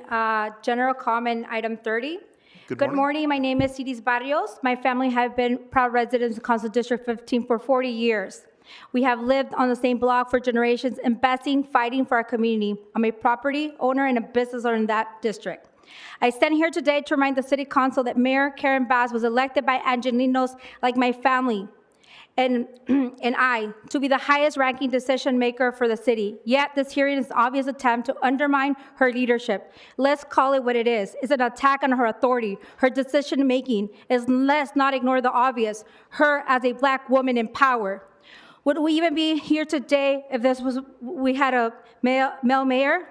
That's the question we should be asking. We cannot allow these attacks on black women leadership to play out in our city. Not here, not now. In this historic moment, our communities are suffering on multiple fronts. The city should be laser focused on recovery and not distractions like this. We need to stand together, not tear each other down. Our city moves forward when we focus on real solutions, not political theater. I am with and represent the voices of voters that elected Mayor Bass. I urge this council to do the right thing. Stand with the mayor, stand with the people, and put our community first. Thank you.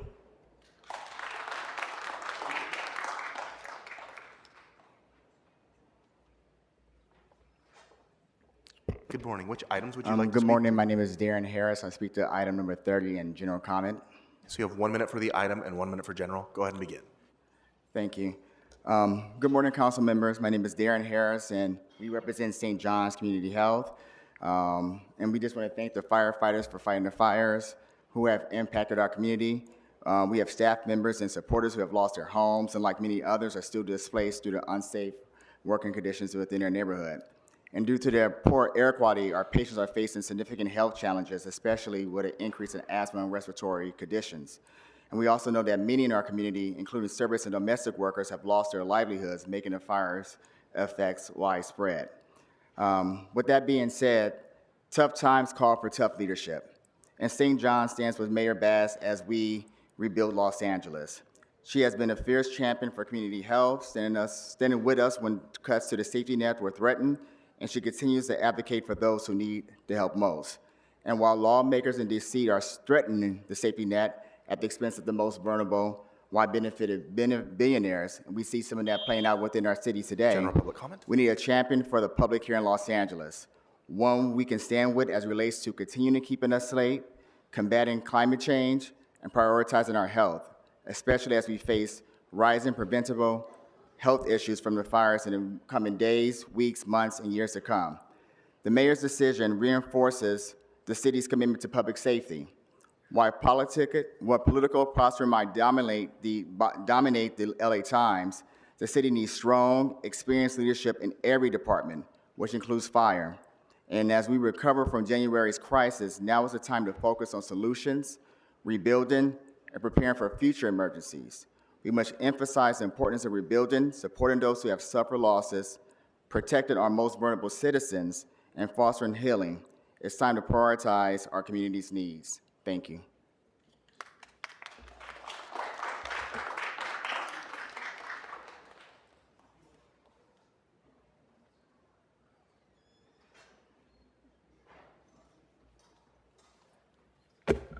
Good morning. Which items would you like to speak to?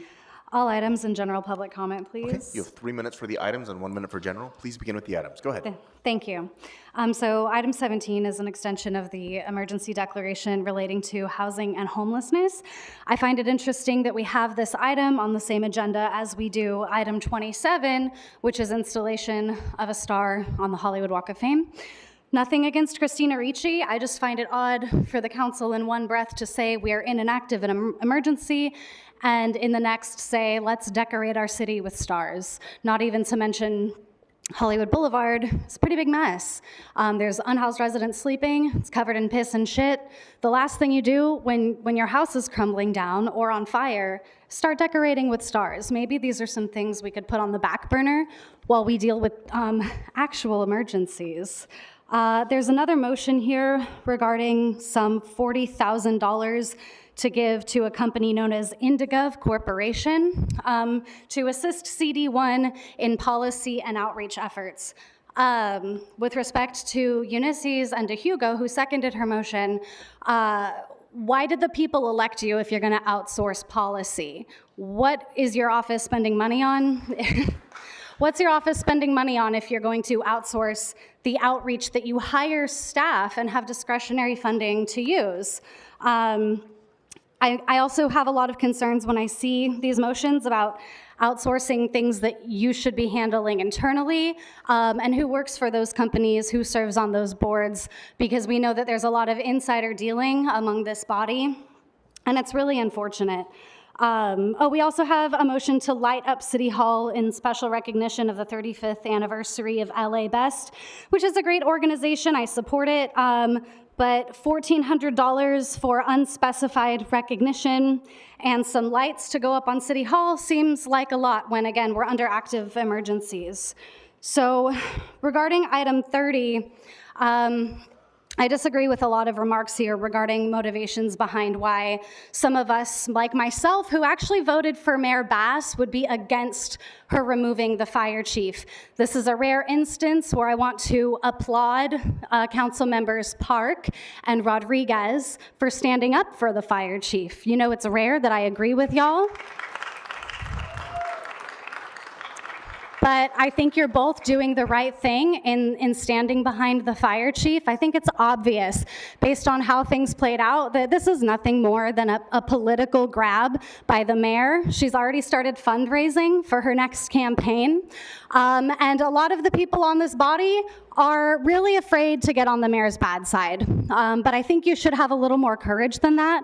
Do right by the people. Stand up for the fire chief. She was doing everything she could with the limited resources she had, considering the budget that you all approved. General public comment?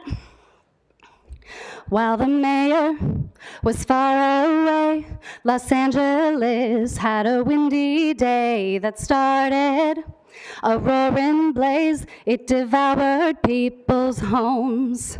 When the mayor came back to town, she decided to pass the blame around. She said, Crowley, you're fired now. The mayor couldn't be more wrong. The people say, Crowley, you're a fine chief. We know you did all you could. I don't know if the council supports you, but they should.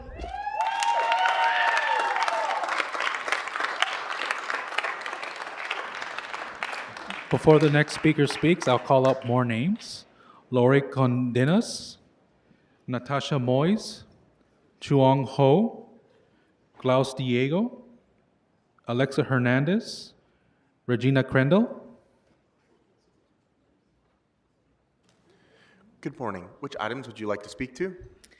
Hi, I'd like to speak to item 30 and general comment. Okay, so you have 1 minute for the item and 1 minute for general. Go ahead and begin. Hi, my name is Kathleen Hernandez. I am not a resident of LA City, but I used to be. I live in Topanga Canyon. I'm a firefighter family. I'm a mom and a grandmother. And I want to talk a little bit about some other stuff that was going on during this day that the fire hit the Palisades.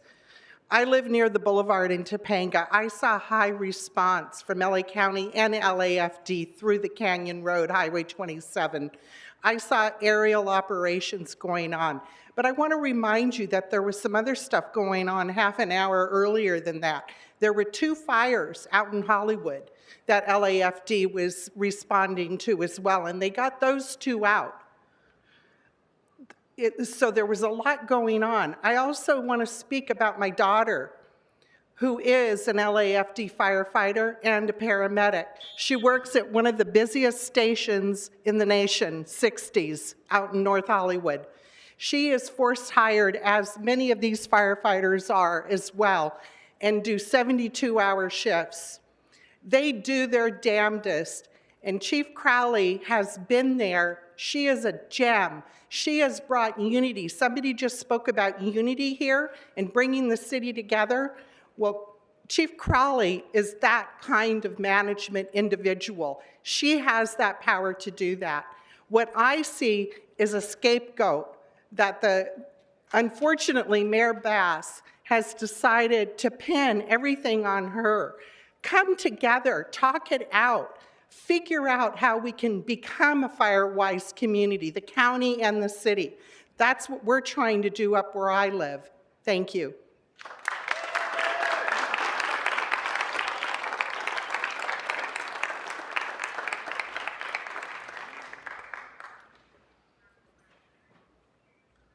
Good morning, and before you begin, so as soon as you finish your public comment, actually please exit to the right-hand side of the council chambers. It helps us sort of rotate people through more quickly. Good morning. Which items would you like to speak to? 30 and public comment. Okay, so you have 1 minute for each. Go ahead. My name is Pastor William D. Smart Jr. I am president and CEO of the Southern Christian Leadership Conference of Southern California, which, as you know, is Dr. Martin Luther King's organization.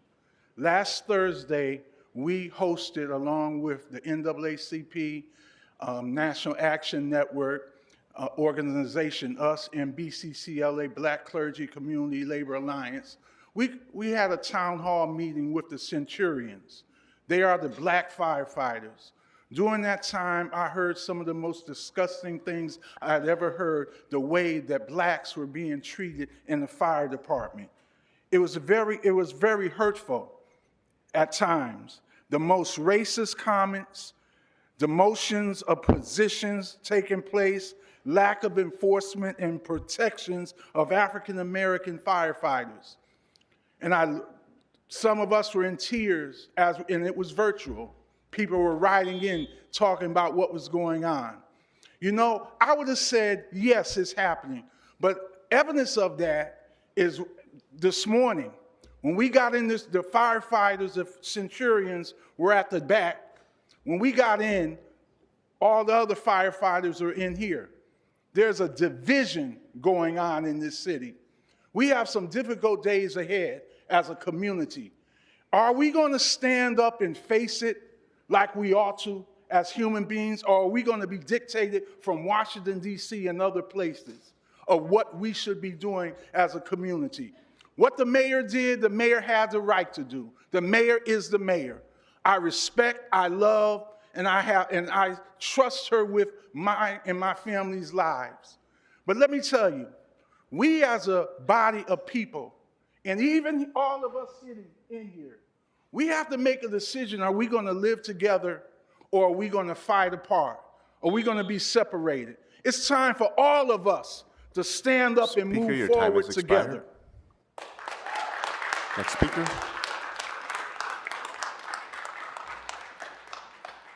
Good morning. Which items would you like to speak to?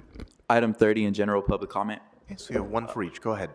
Good morning, President Huntley Hayes and other city council members. My name is Andrew Cox, and I was unfairly terminated during my probationary period. And I would like to highlight some of the things that happened during my probationary period with the LAFD.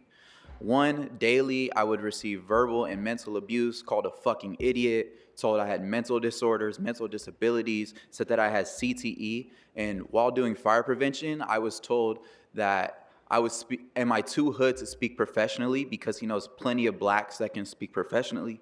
Not only that, I was given go drills at 3 a.m., 11:30 p.m. and sick in the rain. I was forced to be transported to the hospital after not being allowed to drink water. Just continuous beratings, telling me that I'm not good enough, that I don't deserve the job. And many times during one of my captain's daily rants that last 20 to 30 minutes, he expressed anger at the department for hiring me. I believe this was because of my background in my ethnic area where I grew up, and I have also formally rescinded and appealed this to Fire Chief Kristen Crowley. Thank you.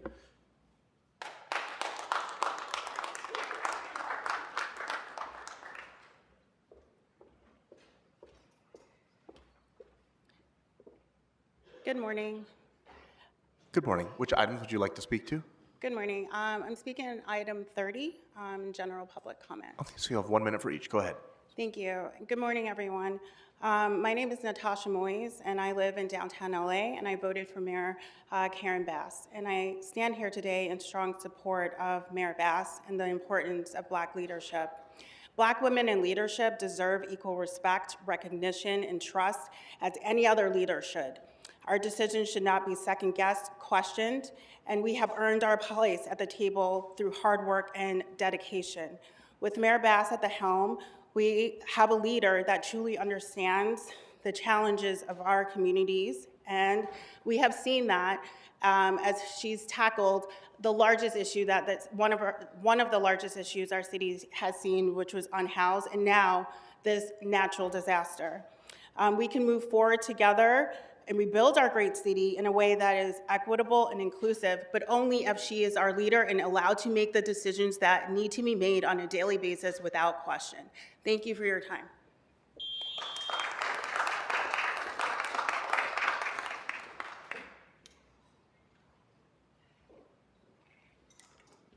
Hello. I am here to speak on item 30 as well. Okay, just the item or the item in general? Say that again? Just the item or the item in general public comment? In general public Okay, comment. so you have 1 minute for each. Go ahead. Thank you so much. Good morning. My name is Karina Crump. I live in Hollywood near Runyon Canyon. I was as an evacuee of the LA fires. I too support Mayor Bass and her decisions. Women in leadership deserve the same respect, recognition, and trust as any other leader. With her leadership, we move forward in a way that is equitable, inclusive, and focused on real solutions for those most impacted. Black women show up, they lead, and they deliver. Mayor Bass made the right decision to remove the fire chief. Leadership changes are necessary when performance doesn't meet the high standards required for public safety. The decision to remove the fire chief was about experience and accountability, not politics. Emergency response leadership requires proven expertise, and in this case, missteps during the Palisades fire showed their inexperience. The mayor has the authority and responsibility to make leadership changes. Thank you.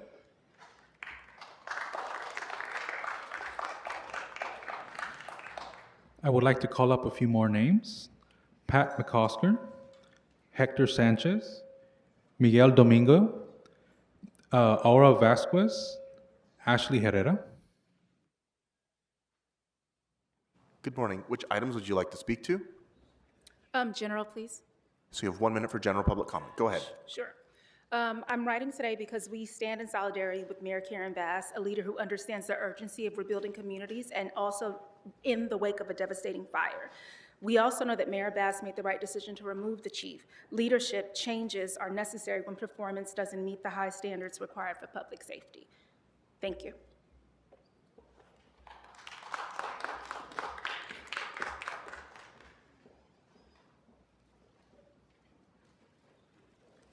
Good morning. Which items would you like to speak to? Item 30, general public comment. Okay, so you have 1 minute for each. Good morning, council. I am from AFSCME District Council 36. We stand with the mayor. We are here. We represent, give or take, about 12,000 great city employees who all stand with this mayor, and we are encouraging the council to stand with her as well. Thank you.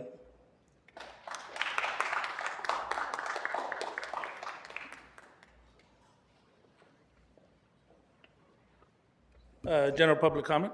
So you have 1 minute. Go ahead. Yes, my name is Benjamin Torres. I'm the president and CEO of CD Tech. We're a community-based organization in South Central Los Angeles who's been fighting for many years along with the mayor and the progressive movement of organizations that have been organized to try and bring equity and justice to the city of Los Angeles for Black and brown folks, for historically marginalized people.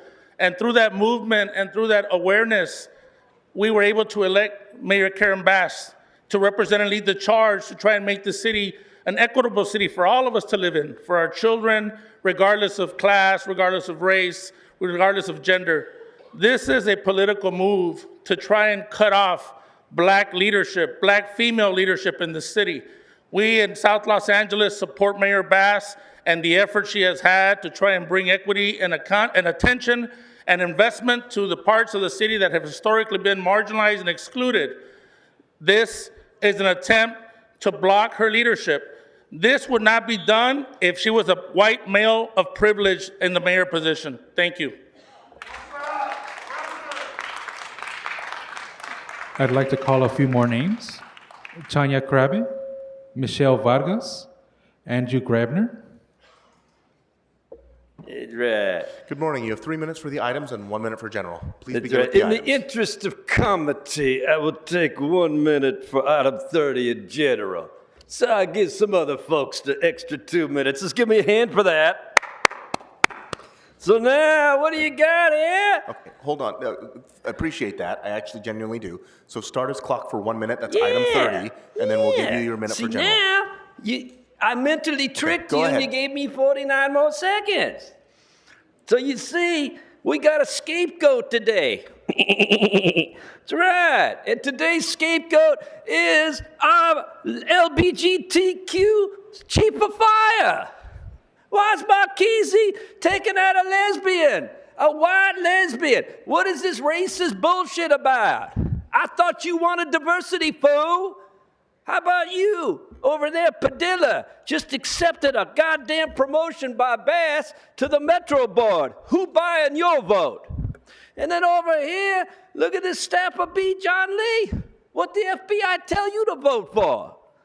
So you see, people, the entire fire is the blame of Tracy Irene Parker, CD11.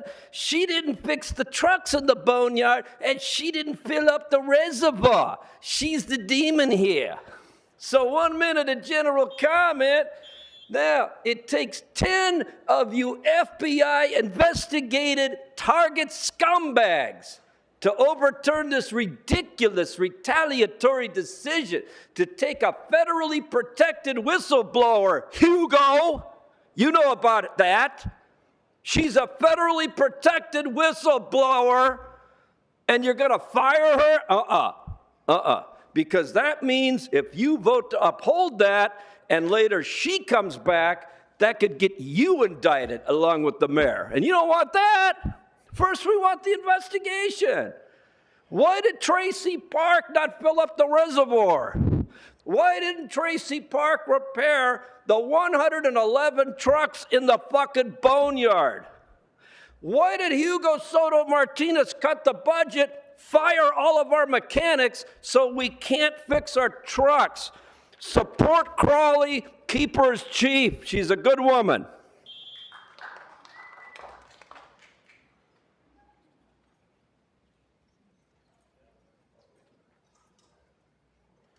Good morning. Which items would you like to speak to? Item 30 in public comment. Okay, so you have 1 minute for each. Go ahead. First of all, thank you to all here today. Thank you to all the firefighters that have been on the front line. I stand with you and thank you. However, I also stand with our mayor, Karen Bass, and her leadership. We can do both. We can support our firefighters and our mayor's leadership. What we can't do is let Crowley's ego divide this city. What I don't support is allowing Crowley's personal agenda to undermine the mayor's executive authority to lead this city. What I don't support is supporting leadership that has allowed for anti-Black racism in the fire department, as we've heard from some of the comments earlier. I stand by our mayor, and so should all of you, council. Thank you.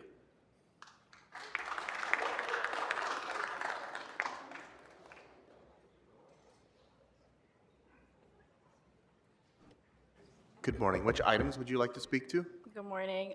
Item 30. So you have 1 minute for the item, and was that just the item or the item in general? Just the item. Okay, so you have 1 minute. Go ahead. Okay, first and foremost, I would like to thank our fire department, but I stand with Mayor Karen Bass. When someone in a position of power refuses to do their job, action must be taken. 1,000 firefighters who should have been on duty were sent home while fires raged across the city. A crucial after-action report was requested, and the ex-LA fire chief flat out refused. That's not leadership, that's negligence. Thank you.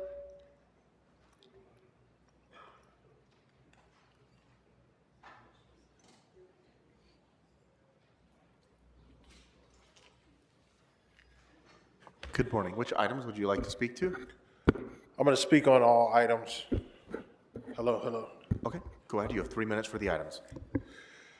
Okay, Hernandez, I oppose your motion in regards to the $330,000 that you want transferred. I also oppose your request on the self-help. Hernandez, I'm talking to you. We got 95 senior citizens that got displaced with the fire over there. I'd rather have you take the $330,000 and do something about those senior citizens and get them a house again. Yeah, you came to our park and visited. I live in Chinatown. I also want you to get rid of the homeless people that is over there at CVS robbing it every day. They burn the building to the left. They burn the house across the street and the house to the right, and the 2 cars 50 feet from my house. You get rid of the homeless encampment, or I'm going to go burn their encampment. The other topic I want to speak on real quick here, let's get to this. Hernandez, you also talked about rent relief. I manage a building in Chinatown. Speaker, which item are you speaking Garfield. to? Excuse me? Which item are you speaking to? It had to deal with the comment when Hernandez was pitching a motion in regards to possible rent relief. So and that's going not to the open for county. public comment, so I'm gonna. Okay, then we'll take it in the journal. Okay, and so you have from 1 minute there- for general public comment. Go ahead. So the city had a landlord rent relief program, so did the county. I entered my property into that a year ago. We could not evict the tenant. The tenant was already $20,000 behind. Then we entered into the new landlord program, in which we did that last February.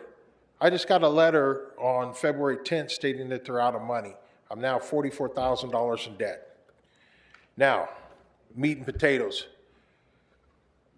Chief Crowley needs to stay exactly where she's at. Not where she's at, but where she needs to be, and that's back at her job. There's a lot of false information going around. The mayor said false information about 45 trucks being out there with 1,000 firefighters. A truck can only hold 4 people. There's 4 seats and 4 seat belts in that truck, period. I don't care if you put them all on there.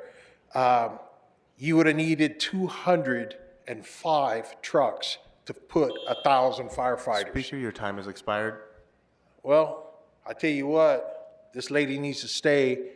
Exactly, she needs her job back, period.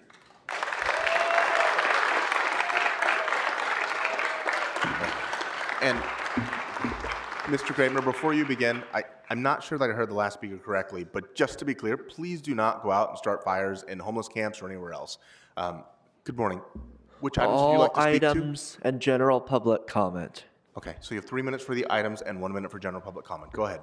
All right, starting off with item 17. Item 17 is renewing the local emergency regarding homelessness, the Inside Starving program, where the mayor sweeps encampments, forces unhoused people to move down the street to somewhere else to appease rich people, and then puts 3 of them in a cheap motel somewhere 30 miles away with no food or blankets. So that's what happens most of the time with this thing. And we have a homelessness emergency, but we don't have an eviction moratorium. Shouldn't that be the first thing that should happen when you have a homelessness emergency? You should have an eviction moratorium, because clearly there's a problem with homelessness, so why are we throwing more people on the street? It seems like that should be the first thing you should do, is have that eviction moratorium. Okay, so let's move on to item let's see.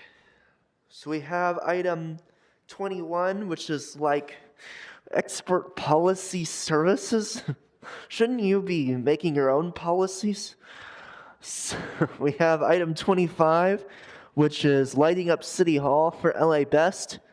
I mean, I think they do some pretty good work at LA Best, but lighting up City Hall, more money. Why does it cost so much to light up City Hall? Like, shouldn't that just be like a, just get, the technology exists to just have a computer system that just go select the color and City Hall is lit up that color. What are you doing when you light up City Hall? Why does it cost that much? 27 is a Walk of Fame star. So, I mean, it's a nice little tourist attraction, but, it's more city resources going towards this right now when we have a lot of other crises that we should be looking into right now. All right, so we have item 30, which is related to the appeal, Crowley's appeal for the fire chief. There's been a lot of falsehoods going around about what actually happened during this. So like Barquise, you talked about how Crowley wasn't getting back to you, but yet the records show that Crowley contacted you, and then you didn't get back to her until several hours later. So it sounds like she contacted you first, and you didn't bother to, you just sat on it all day and didn't bother to respond. And it's very obvious that this is a kind of a political punishment because she criticized you taking money away to give it to the LAPD. But I do think I do still think that you should take a look into the allegations of racism going on in the LA Fire Department. That is something you should look at. But clearly this firing Chief Crowley was a political punishment for her criticizing the mayor. So yeah. All right, for my general public comment, I want to ask why the LAPD was assisting Trump immigration officials in LA on last Friday, I think it was. And of course, McDonnell, who, as we all told you, repeatedly worked with ICE while he was sheriff, and you all ignored that. He claimed that they weren't assisting them; they were just providing traffic control, which is a form of assisting them. That is a form of assisting them. So it's apparently their policy they don't assist them, but then they don't call traffic control assisting them.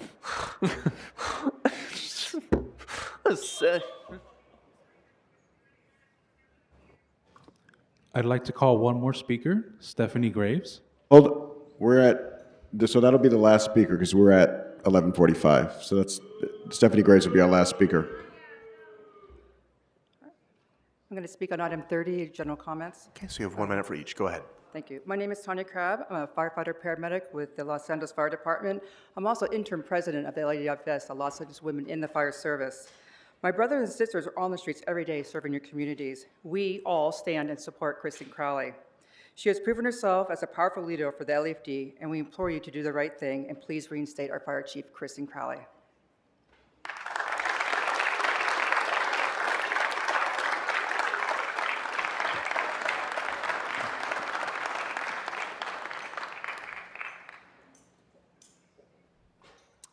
Good morning. I'm here to speak in regards to item 30 and general comment. Okay, so you have 1 minute for each. Go ahead. Good morning, everyone. My name is Miguel Guerrero, and I am the president of Los Bomberos de Los Angeles. I am also a fire captain 1 over at Fire Station 20 in the community of Echo Park, which is CD 13. I'm here today to express our support for our Fire Chief Crowley and to urge you to support her appeal to reinstatement as fire chief. Our rank and file firefighters support Chief Crowley because she is one of us. She rose through the ranks, proved herself at every level, and earned her trust and respect. I am asking you today to do the right thing. Let Chief Crowley speak, let her hear her out, and give her a fair chance. I am proud to say that Los Bomberos stands with Fire Chief Crowley, and we hope that you do the same thing and hear her out today. Thank you for your time.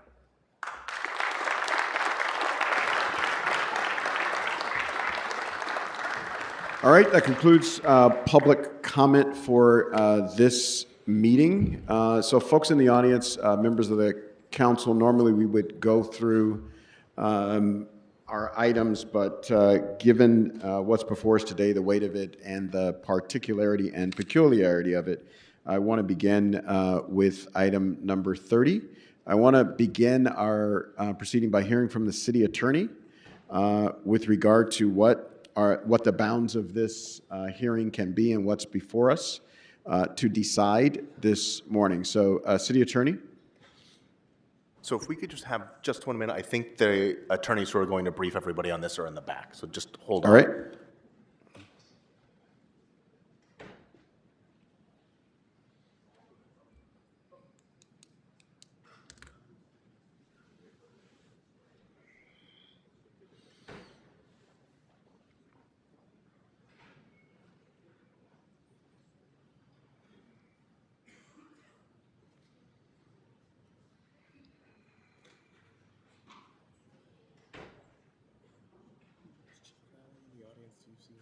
I don't.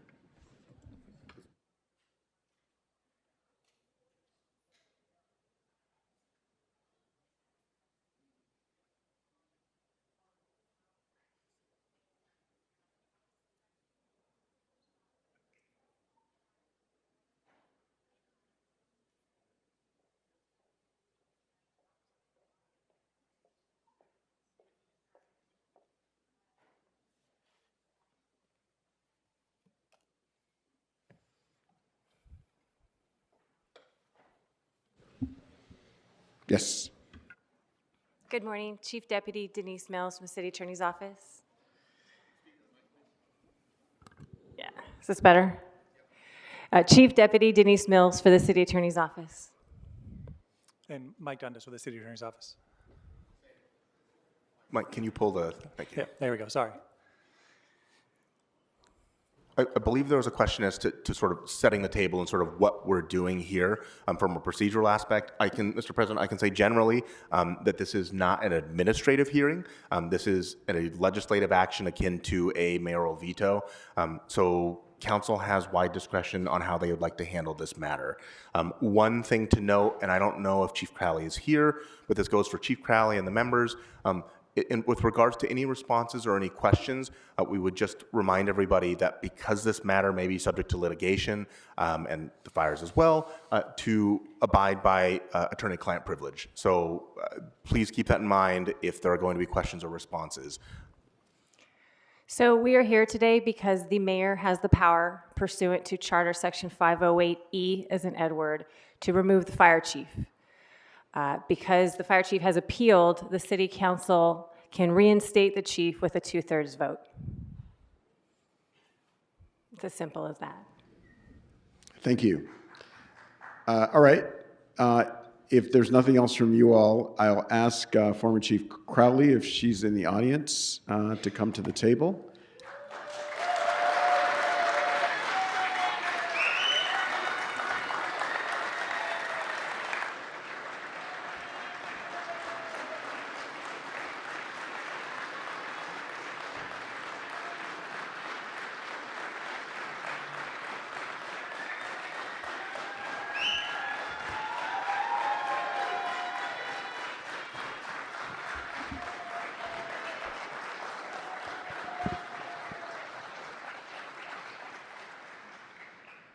We extended an invitation to Chief Crowley to speak to this hearing this morning to make the case, and so she has consented to join us this morning, and so we will hear from her first.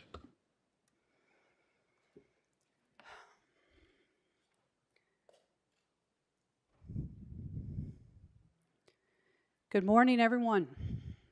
Good morning, Council President, our honored and very, very honored City Council members, our community members that have taken the time to be here and to listen in, and to our amazing and incredible LAFD firefighters who do the work every single day. Thank you so much for being here.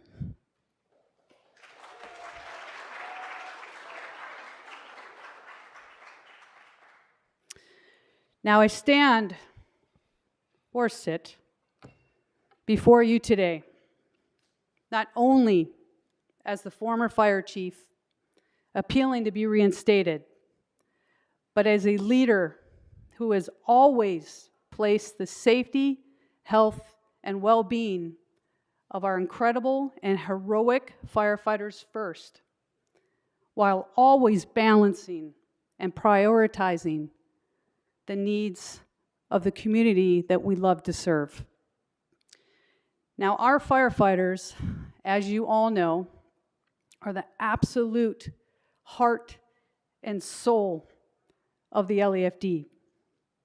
As public servants, we took an oath to place the needs of others before our own.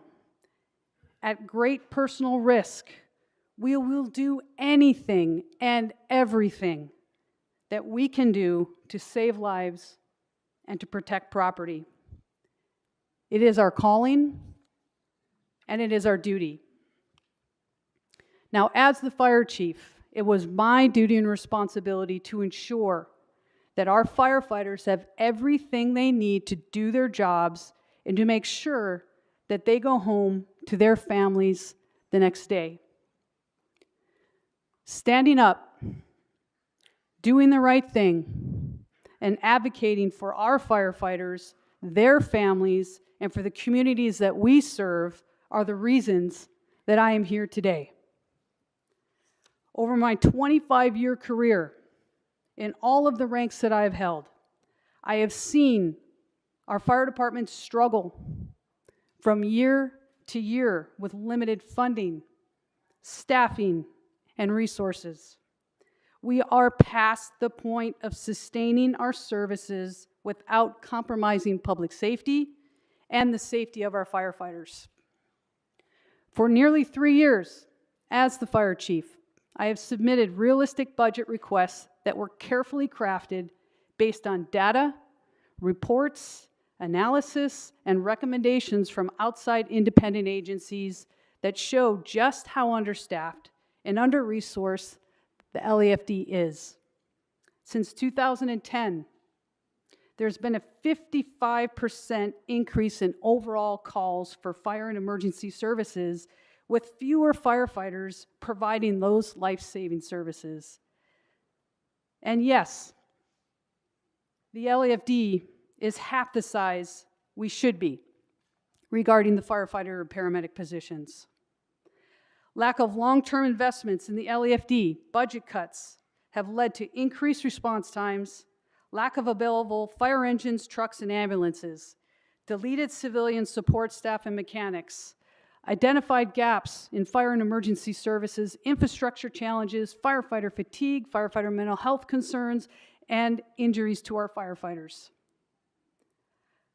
We know that our firefighters are asked to do more with less every single day.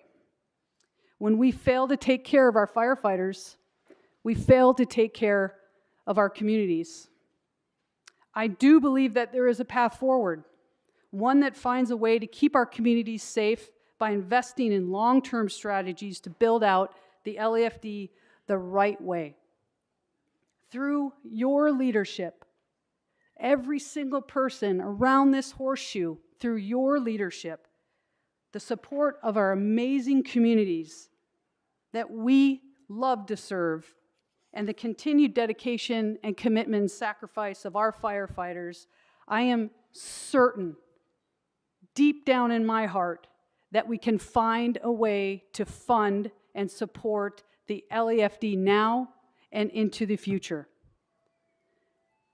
Next, in regard to my appeal, now I will set the record straight about the multiple false accusations that were made against me. First, I did not refuse to conduct an after-action report.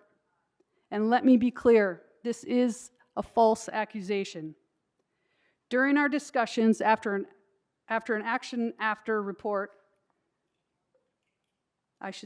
during our discussions about an after action report, I advised the fire commissioners about my opinion that was best in regard to how to use LAFD resources.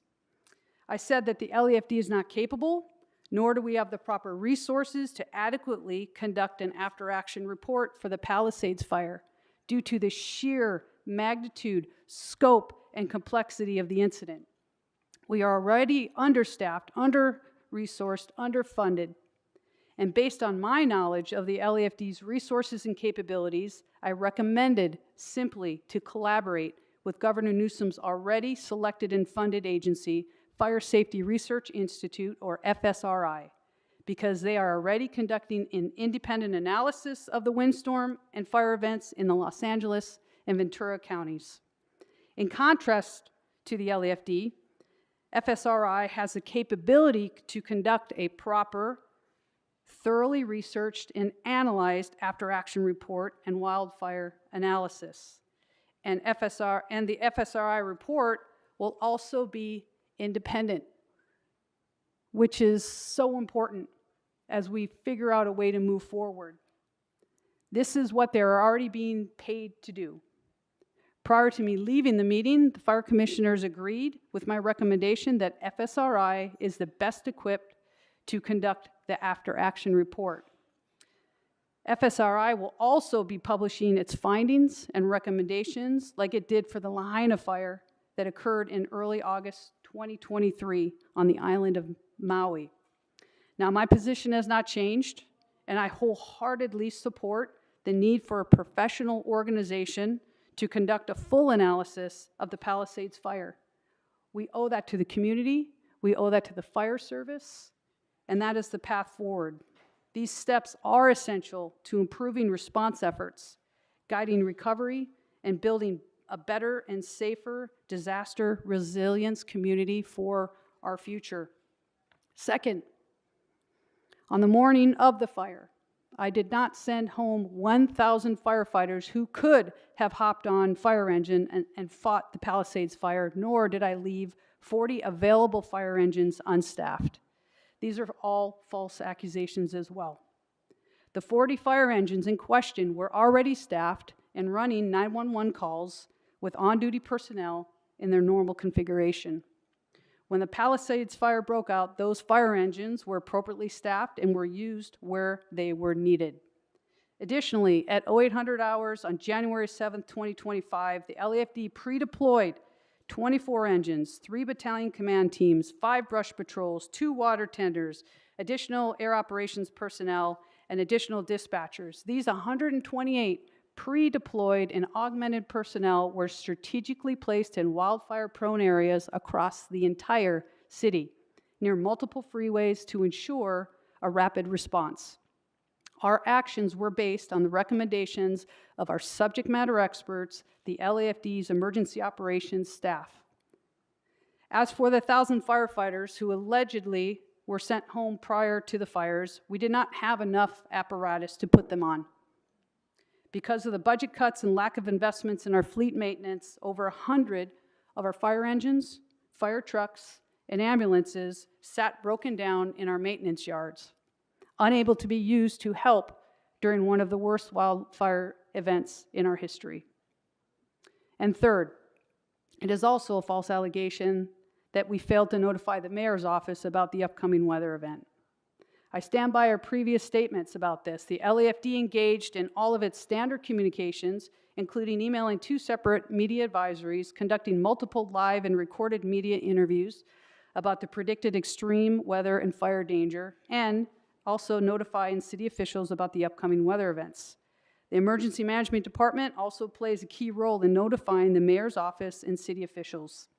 And the mayor's office itself also sent out multiple media messages prior to the fire's warnings about the expected destructive and potential life-threatening windstorm. It is never the wrong time to do the right thing and to speak the truth. And the truth is that the fire chief should not be prevented from or punished for speaking openly and honestly about the needs and capabilities of the LAFD, or for doing their best to protect our firefighters and our communities. In closing, it has been an absolute honor of my life to serve and represent the incredible men and women of the LAFD as their fire chief. Our people do amazing things every single day, and I am so grateful, beyond words, to have been in this position for nearly 3 years. We have much to be proud of, and we stand with and always will stand with the communities that we serve with integrity, compassion, and courage. I urge you to vote to reinstate me as the fire chief, but no matter how the vote goes, the LAFD, your LAFD, deserves to be properly funded, staffed, and resourced so that we can meet the ever-growing needs of the community. We owe that to the LAFD, and we owe that to those we serve. Thank you.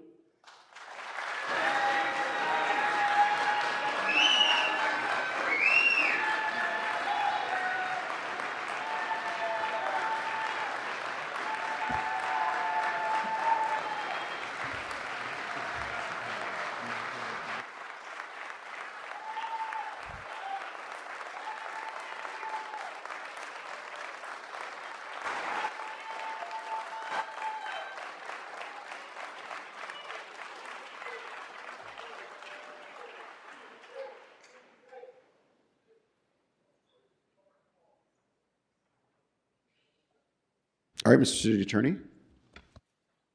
So to the extent, and thank you for being here, Chief Crowley. So to the extent that there is any additional discussion, I would just like to remind people in detail, because I know you weren't at the table at the time, that to please be cognizant of the attorney-client privilege when it comes to answers or questions.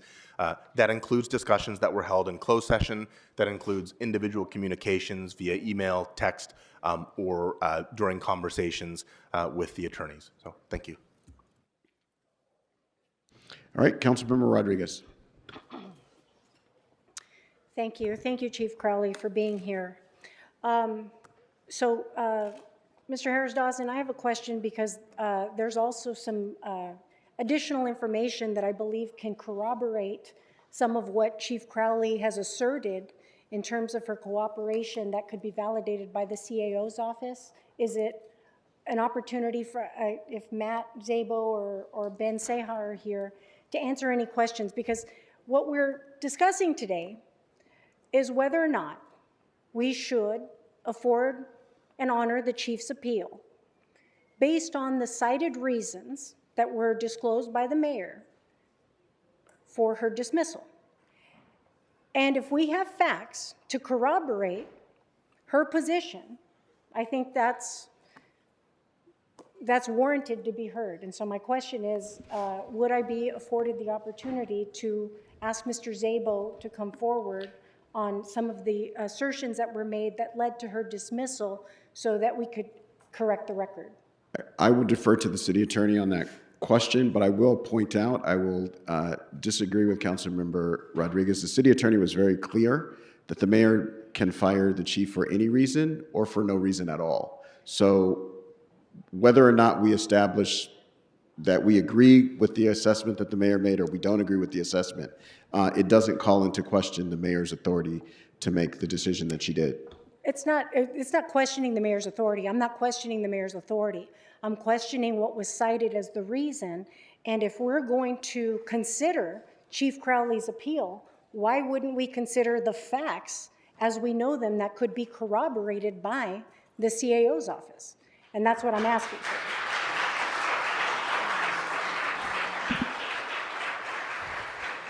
So again, it's fine to do that. I just want to be clear that even if you were to discredit every one of the reasons, it does not in any way shade the mayor's authority in this regard. But we'll call the city administrative officer up to take the questions that you have, and we'll excuse Ms. Crowley from the table at this time.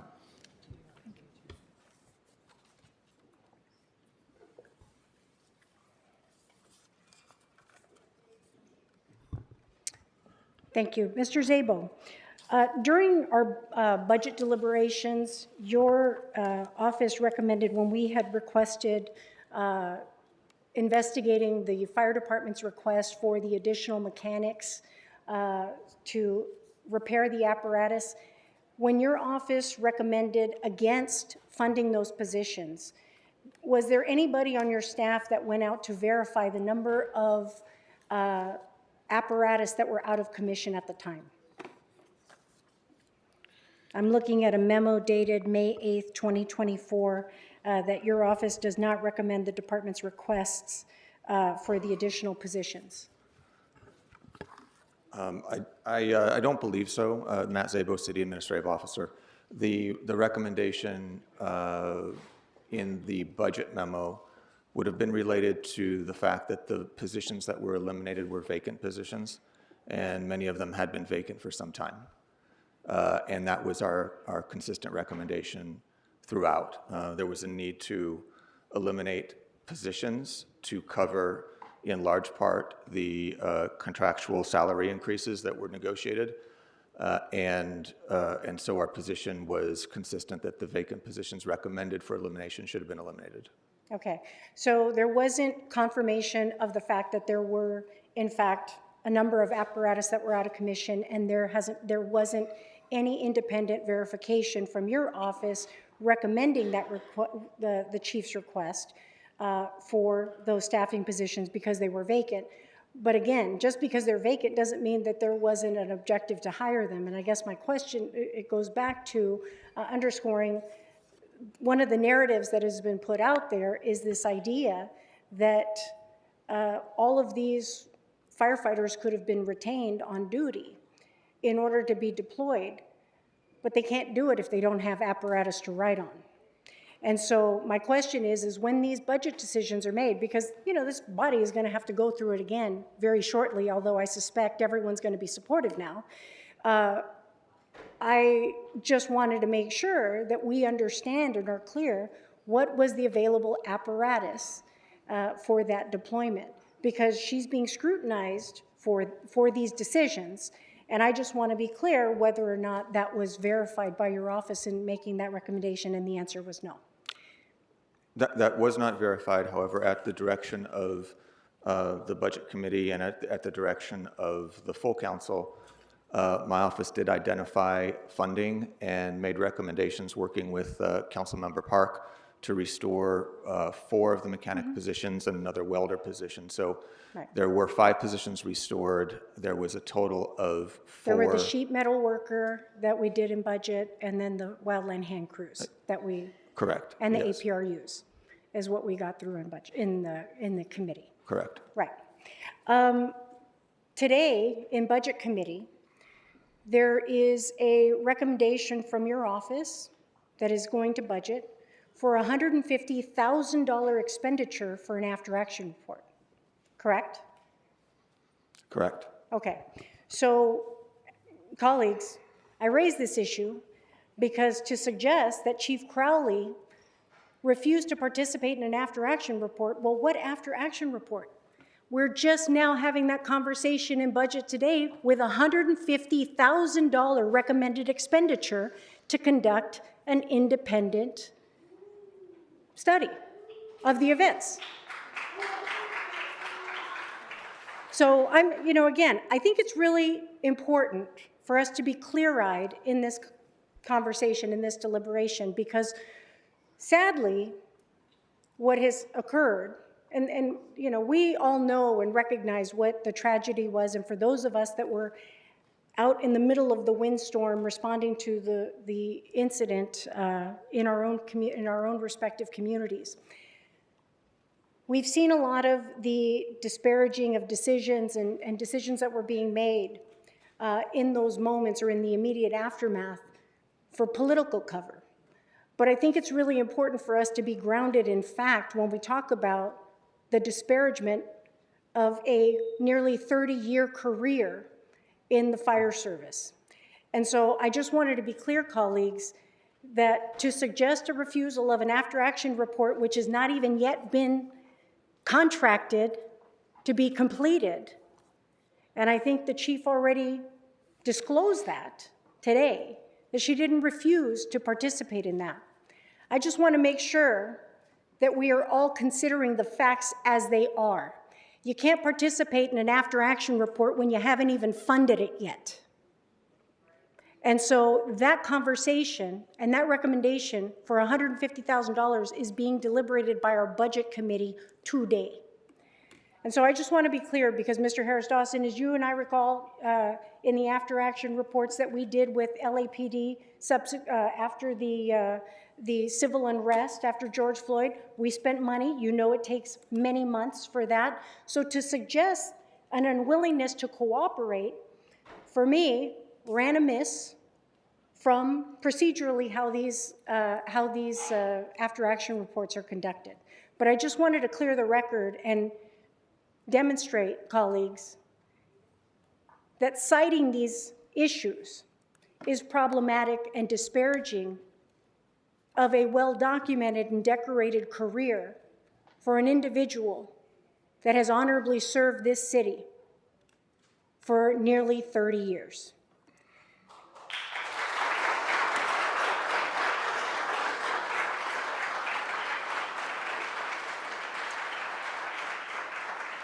Thank you, Mr. Szabo. I don't know if there's others on the queue.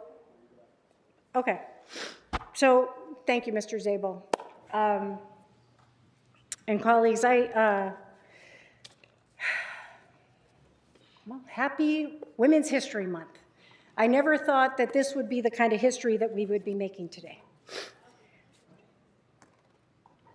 This has been really tough to watch for so many reasons. Because what we're relying on is an environment of political expediency overshadowing the service of a decorated civil servant, someone who has dedicated her life and has ascended the ranks to become the head of the Los Angeles City Fire Department, something that many women have struggled to be able, a career path that many women have never been welcomed to be part of for many, many years.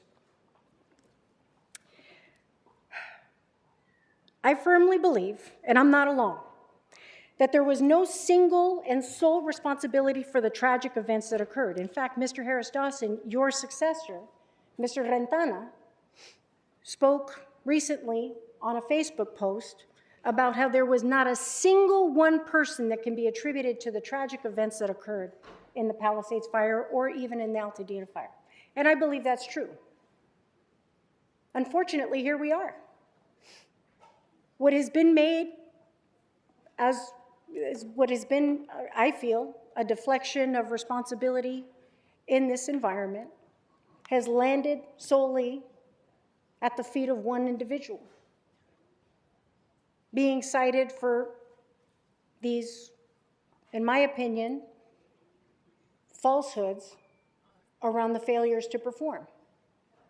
Because we just established an after-action report hasn't even been funded yet, for her to even be part of, and the apparatus wasn't available for firefighters to be deployed. And what concerns me about procedurally how this has happened, because again, I don't begrudge the mayor, and I'm not questioning whether or not the mayor has the authority to hire and fire general managers. That's clear within the charter. Just as an independently elected body of the legislative branch has the opportunity for us to consider the merits of the petitioning of this employee to overturn that decision. We also have a role. And so we're exercising that role. And I'm not going to apologize for doing my job.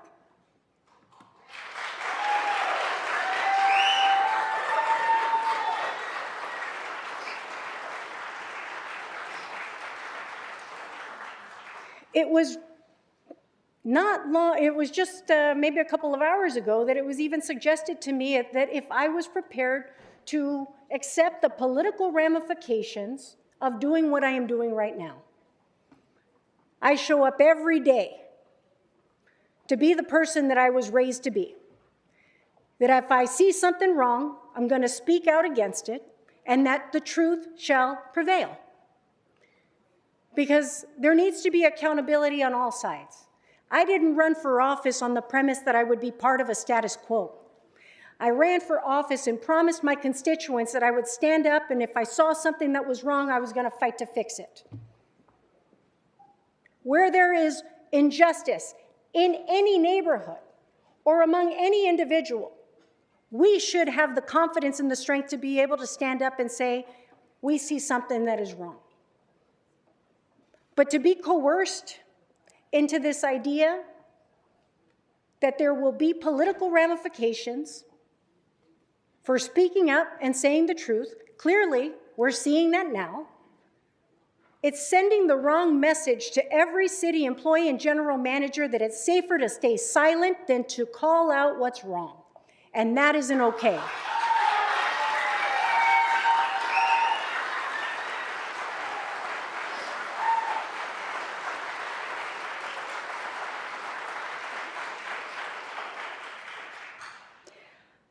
I just want to simply say to the men and women of the LA City Fire Department,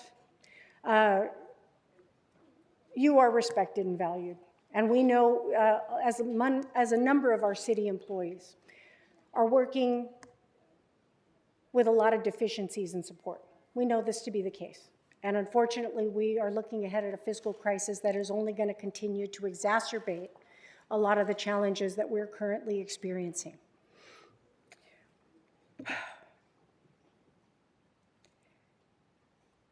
But scapegoating and pointing fingers is not going to aid us in correcting these shortcomings. And I think we all have to be honest about the only failure that I believe Chief Crowley had was thinking that people had their back. And so for that, I apologize. Because as the leader of this department, you don't deserve it. I know how many of you get force hired. I know how many of you are working in stations that are dilapidated. We see it. We see it in a number of city departments right now. We got a lot of work to do. And I look forward to us digging in, having hard conversations to continue to do that work. But what I won't stand by and do is allow false narratives to be used and levied against an individual who clearly is not deserving of it for the purposes of that individual I saw working 24/7 from the moments those fires are even preceding the fires erupting. On January 7th at 10:30 p.m., when I was en route to the Hearst Fire command post, I got a call from Chief Crowley, making sure that I had all the details of what was happening in my own community and the potential threats for evacuations. I got the call. So when people tell me that they're not getting the call, I don't understand, because my experience reflects otherwise. So, colleagues, I believe that it is inherent upon us as leaders to make difficult decisions, whatever the political ramifications are. I don't give a damn. I believe it's important to let the truth prevail, and you shouldn't disparage or suggest that someone refuse to do their job when I've got more than 25 years of examples of how this person has shown up to do it. So, colleagues, I ask that we honor the appeal of Kristen Crowley and reinstate her as fire chief for the Los Angeles Fire Department. And for the record, is there a second to this motion?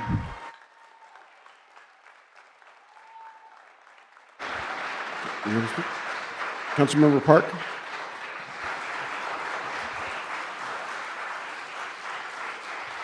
Councilmember Park? Thank you, Council President. I second Councilwoman Rodriguez's motion, and I have comments. Please proceed with your comments. Colleagues, Council District 11 is home to the worst devastation our city has ever seen. Many of my constituents lost their lives. Thousands of families lost their homes, while businesses, our schools, our parks, our library, and our places of worship were decimated, destroying the fabric of our community. The burn scar and rubble are now a toxic wasteland, twice the size of Manhattan, and debris flow and mudslides are causing even more damage as toxic debris is polluting our waterways and our ocean. If anyone deserves answers, it's the people of the Pacific Palisades and me. As a city, we owe them answers. We owe ourselves answers. And we'll get them. We deserve to know how and whether our emergency operations plans were followed and whether EMD protocols were followed. Who made the decisions about how to prepare and when? Because just like my constituents, I am deeply disturbed by reports of underdeployment in the Pacific Palisades, where there had been a fire just days before. We deserve to know who made that decision and why.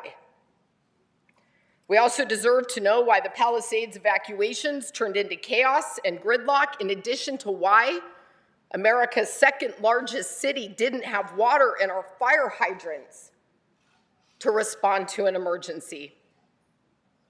We deserve to know why our critical water infrastructure necessary to protect our neighborhood was kept offline for a year without any apparent notice.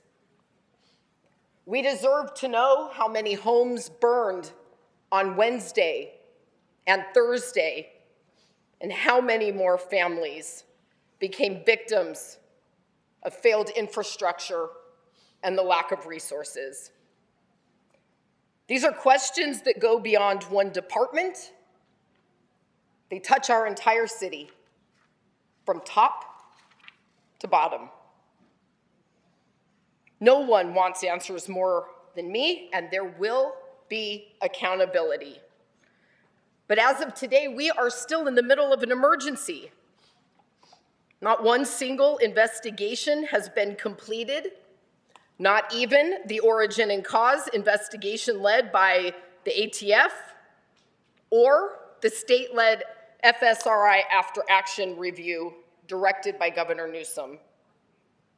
At most, we've heard one partial side of things from Chief Crowley, and the rest is opinion and hearsay reported by the media. As a council, we also unanimously approved an outside independent after action review. I can't speak to each of your reasons for supporting that effort, but I'll tell you why I introduced it. Because the fire department and the city should not be investigating itself following the biggest disaster in our city's history, nor should it be investigated by a commission of political appointees. All of this is why I have serious concerns about what we're being asked to do today. We don't have those completed investigations, no finding of fact, no developed record whatsoever to base this decision on. There isn't even a burden of proof or a standard that has to be met for us as a body to make a decision. This isn't a court of law. It isn't even a search for the truth. Rather, this is just a game of rumor and hearsay that's being litigated in the press via leaks, anonymous sources, and within political commissions. This is anything today but independent, factual, and objective. I want to say something to my constituents who took the time to share their thoughts with me on both sides of this issue. I've read every single one of your emails, every word.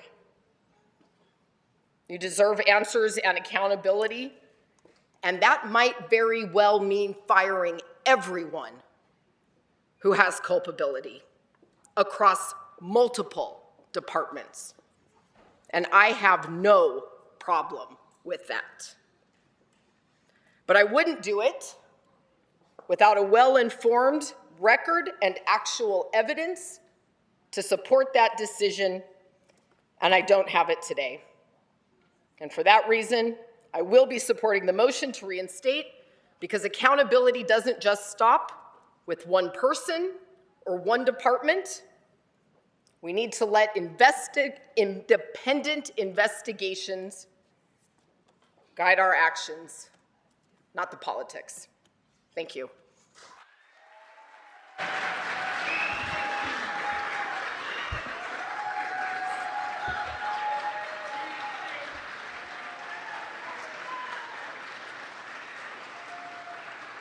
Councilmember Padilla.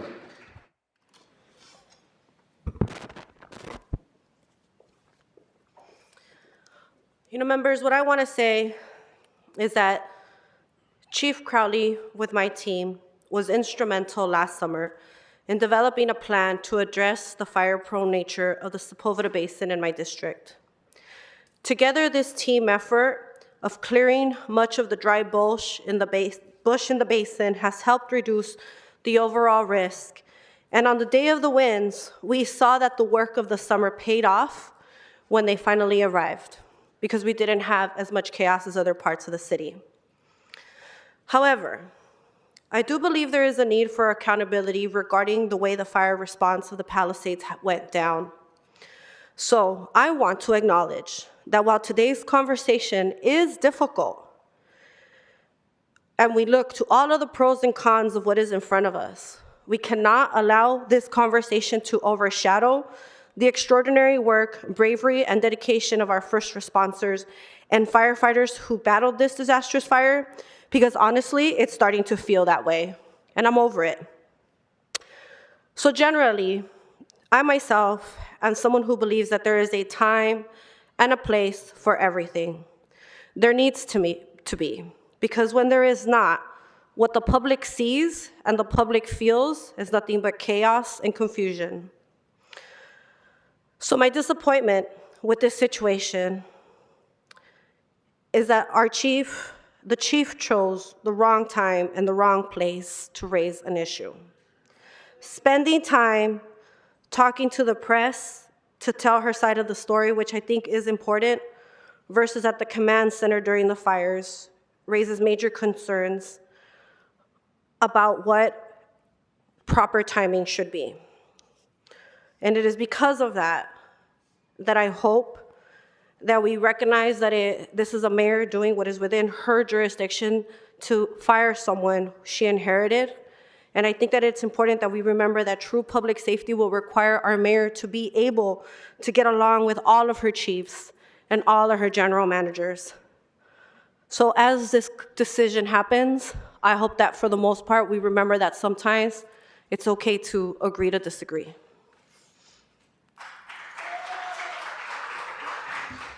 Councilmember McCosker. Thank you very much, Mr. President. We've been urged correctly to put public safety as the highest and first priority. I want to re-ground myself on making sure that we put public safety first as the highest priority. Cities were formed eons ago solely for this purpose. Folks pushed their huts together and lived together to make sure that collectively they can make themselves safe. And the city has no reason to exist if we can't make people safe and uplift their lives. I want to thank the chief for coming today and giving such powerful testimony. I want to thank the public for coming and giving testimony. as a son of a UFLAC household, I want to thank the union for giving such powerful testimony. You know, in the sort of the nearly 40 years I've been around this, and certainly 20 years I've been close to it, in and out, it's true that no fire chief has been more effective, and no fire chief has come close to being an advocate for the women and men of her department.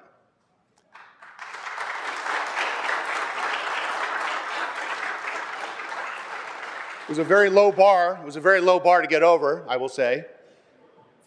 Most chiefs spend their time, that's how they become chiefs, spend their time looking up above themselves and trying to please the mayor. So it's very brave to speak out. And I acknowledge that, and I'm honored by that. And I'm really, really honored that the rank and file are looking up into management and saying that they support that sort of thing and want to see that in the future. And the chief has had her effect on this department. I think those mechanics wouldn't have happened without the chief's advocacy. The hand crew wouldn't have happened without the chief's advocacy. I think there's a long way for us to go. But I will say, having been around this for a long time, again, in and out of city service, the mayor has her power. The council has its responsibility. The mayor exercised her power. The council is facing its responsibility today. I will also say that I've lived through circumstances where a mayor and the head of a public safety unit didn't see eye to eye. And I'm not qualified to say whose fault that was. And I'm not even qualified or charged with the responsibility of deciding who's right and who's wrong, because at the basic core of our job is to ensure public safety. And a good friend of mine reminded me today that our vocation, our mission, is that all of us have that same mission to provide for public safety. And quite often, maybe always, the mission is larger than ourselves. The mission is larger than ourselves. And I shouldn't turn to firefighters when I say that, I should turn to us, because firefighters know that. And the mission of providing public safety and ensuring that going forward, we can provide for a safe and effective and functional city will require a tough choice. The most politically expedient thing for a guy like me would be to say the union's right. And we should force two people to work together who may not be able to work together. But I've lived through that. It can be disastrous. And so, with a very, very, very heavy heart, I will say that I'm going to put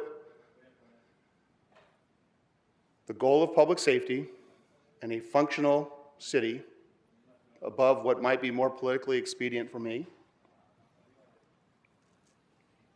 Because sometimes we need to risk our jobs to do our jobs. And I think our role here is to make sure that we can move forward. And with very heavy heart, I'm going to support the power of the mayor in this matter and say that very often doing the right thing comes with a sacrifice. Very often. And this is one of those circumstances. We owe it to people that this government can be functional off into the future.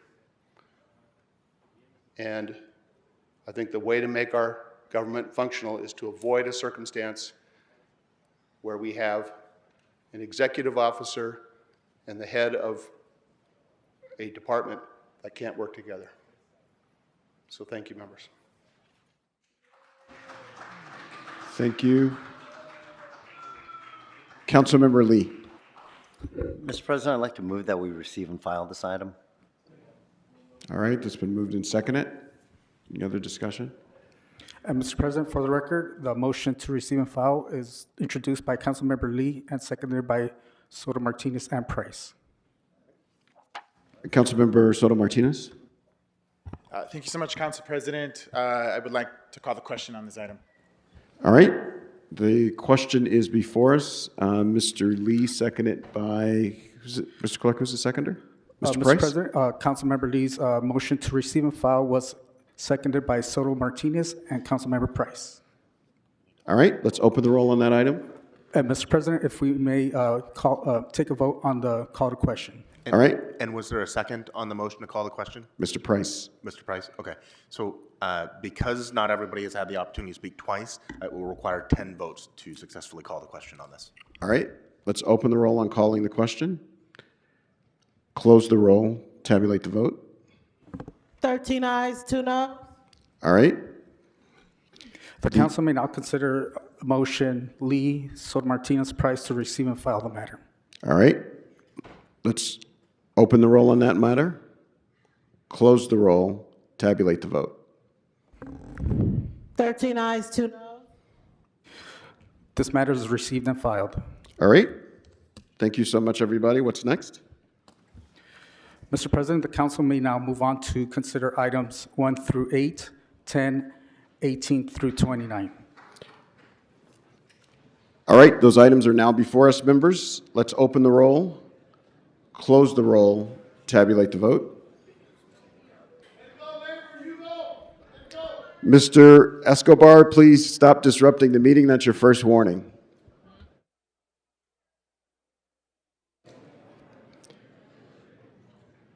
All right, what's before us, Mr. Clerk? Mr. President, the council may now vote on items 1 through 8, 10, and 18 through 29. All right, those items are now before us. Let's open the roll, close the roll, tabulate the vote. 15 ayes. What's next? The council may now vote on item 17, called special by Councilmember Rodriguez for a separate vote. All right, let's open the roll, close the roll, tabulate the vote. 14 ayes, 1 no. All right, what's next? Mr. President, the council may now consider item 11, for which motion 11A, Harris Dawson Hutt, to grant the public convenience or necessity application has been introduced, circulated, and posted on the bulletin board.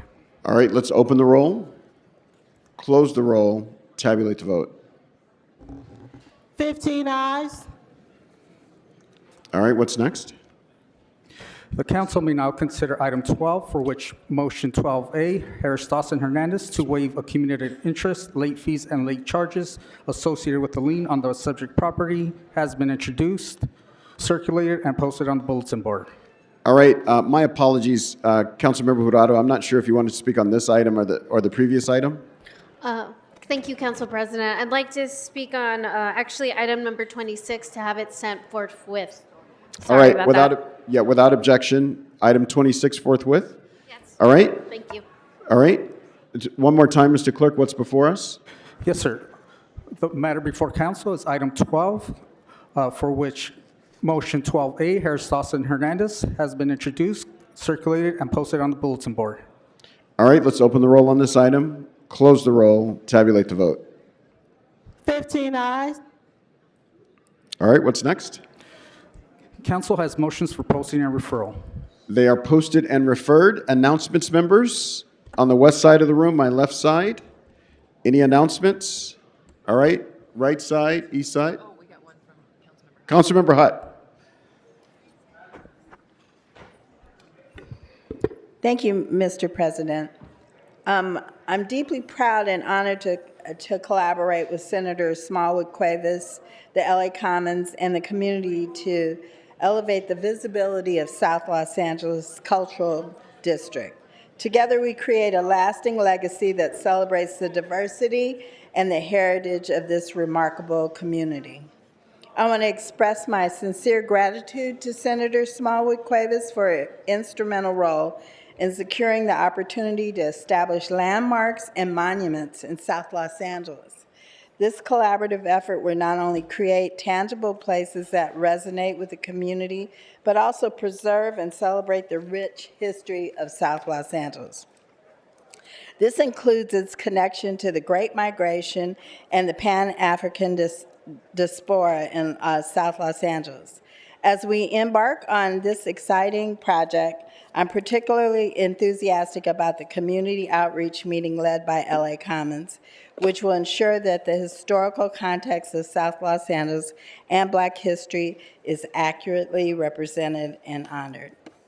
Thank you.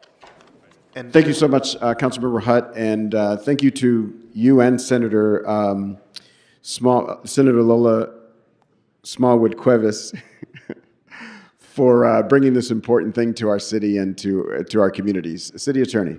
Yes, apologies. I did not want to interrupt Councilmember Hutt or you, Mr. President. Mr. Spindler, while I do appreciate you yielding some of your time today to allow more people to speak, please do not disrupt this meeting. The announcements are a part of the meeting, so this is your first and only formal warning. Go ahead. Any other announcements on the right side of the room, east side of the room? All right, I'll ask everybody in the chambers to rise for adjourning motions and ask if there are any adjourning motions, member, for today's meeting. All right, seeing no adjourning motions, we are adjourned. Thank you so much, everybody.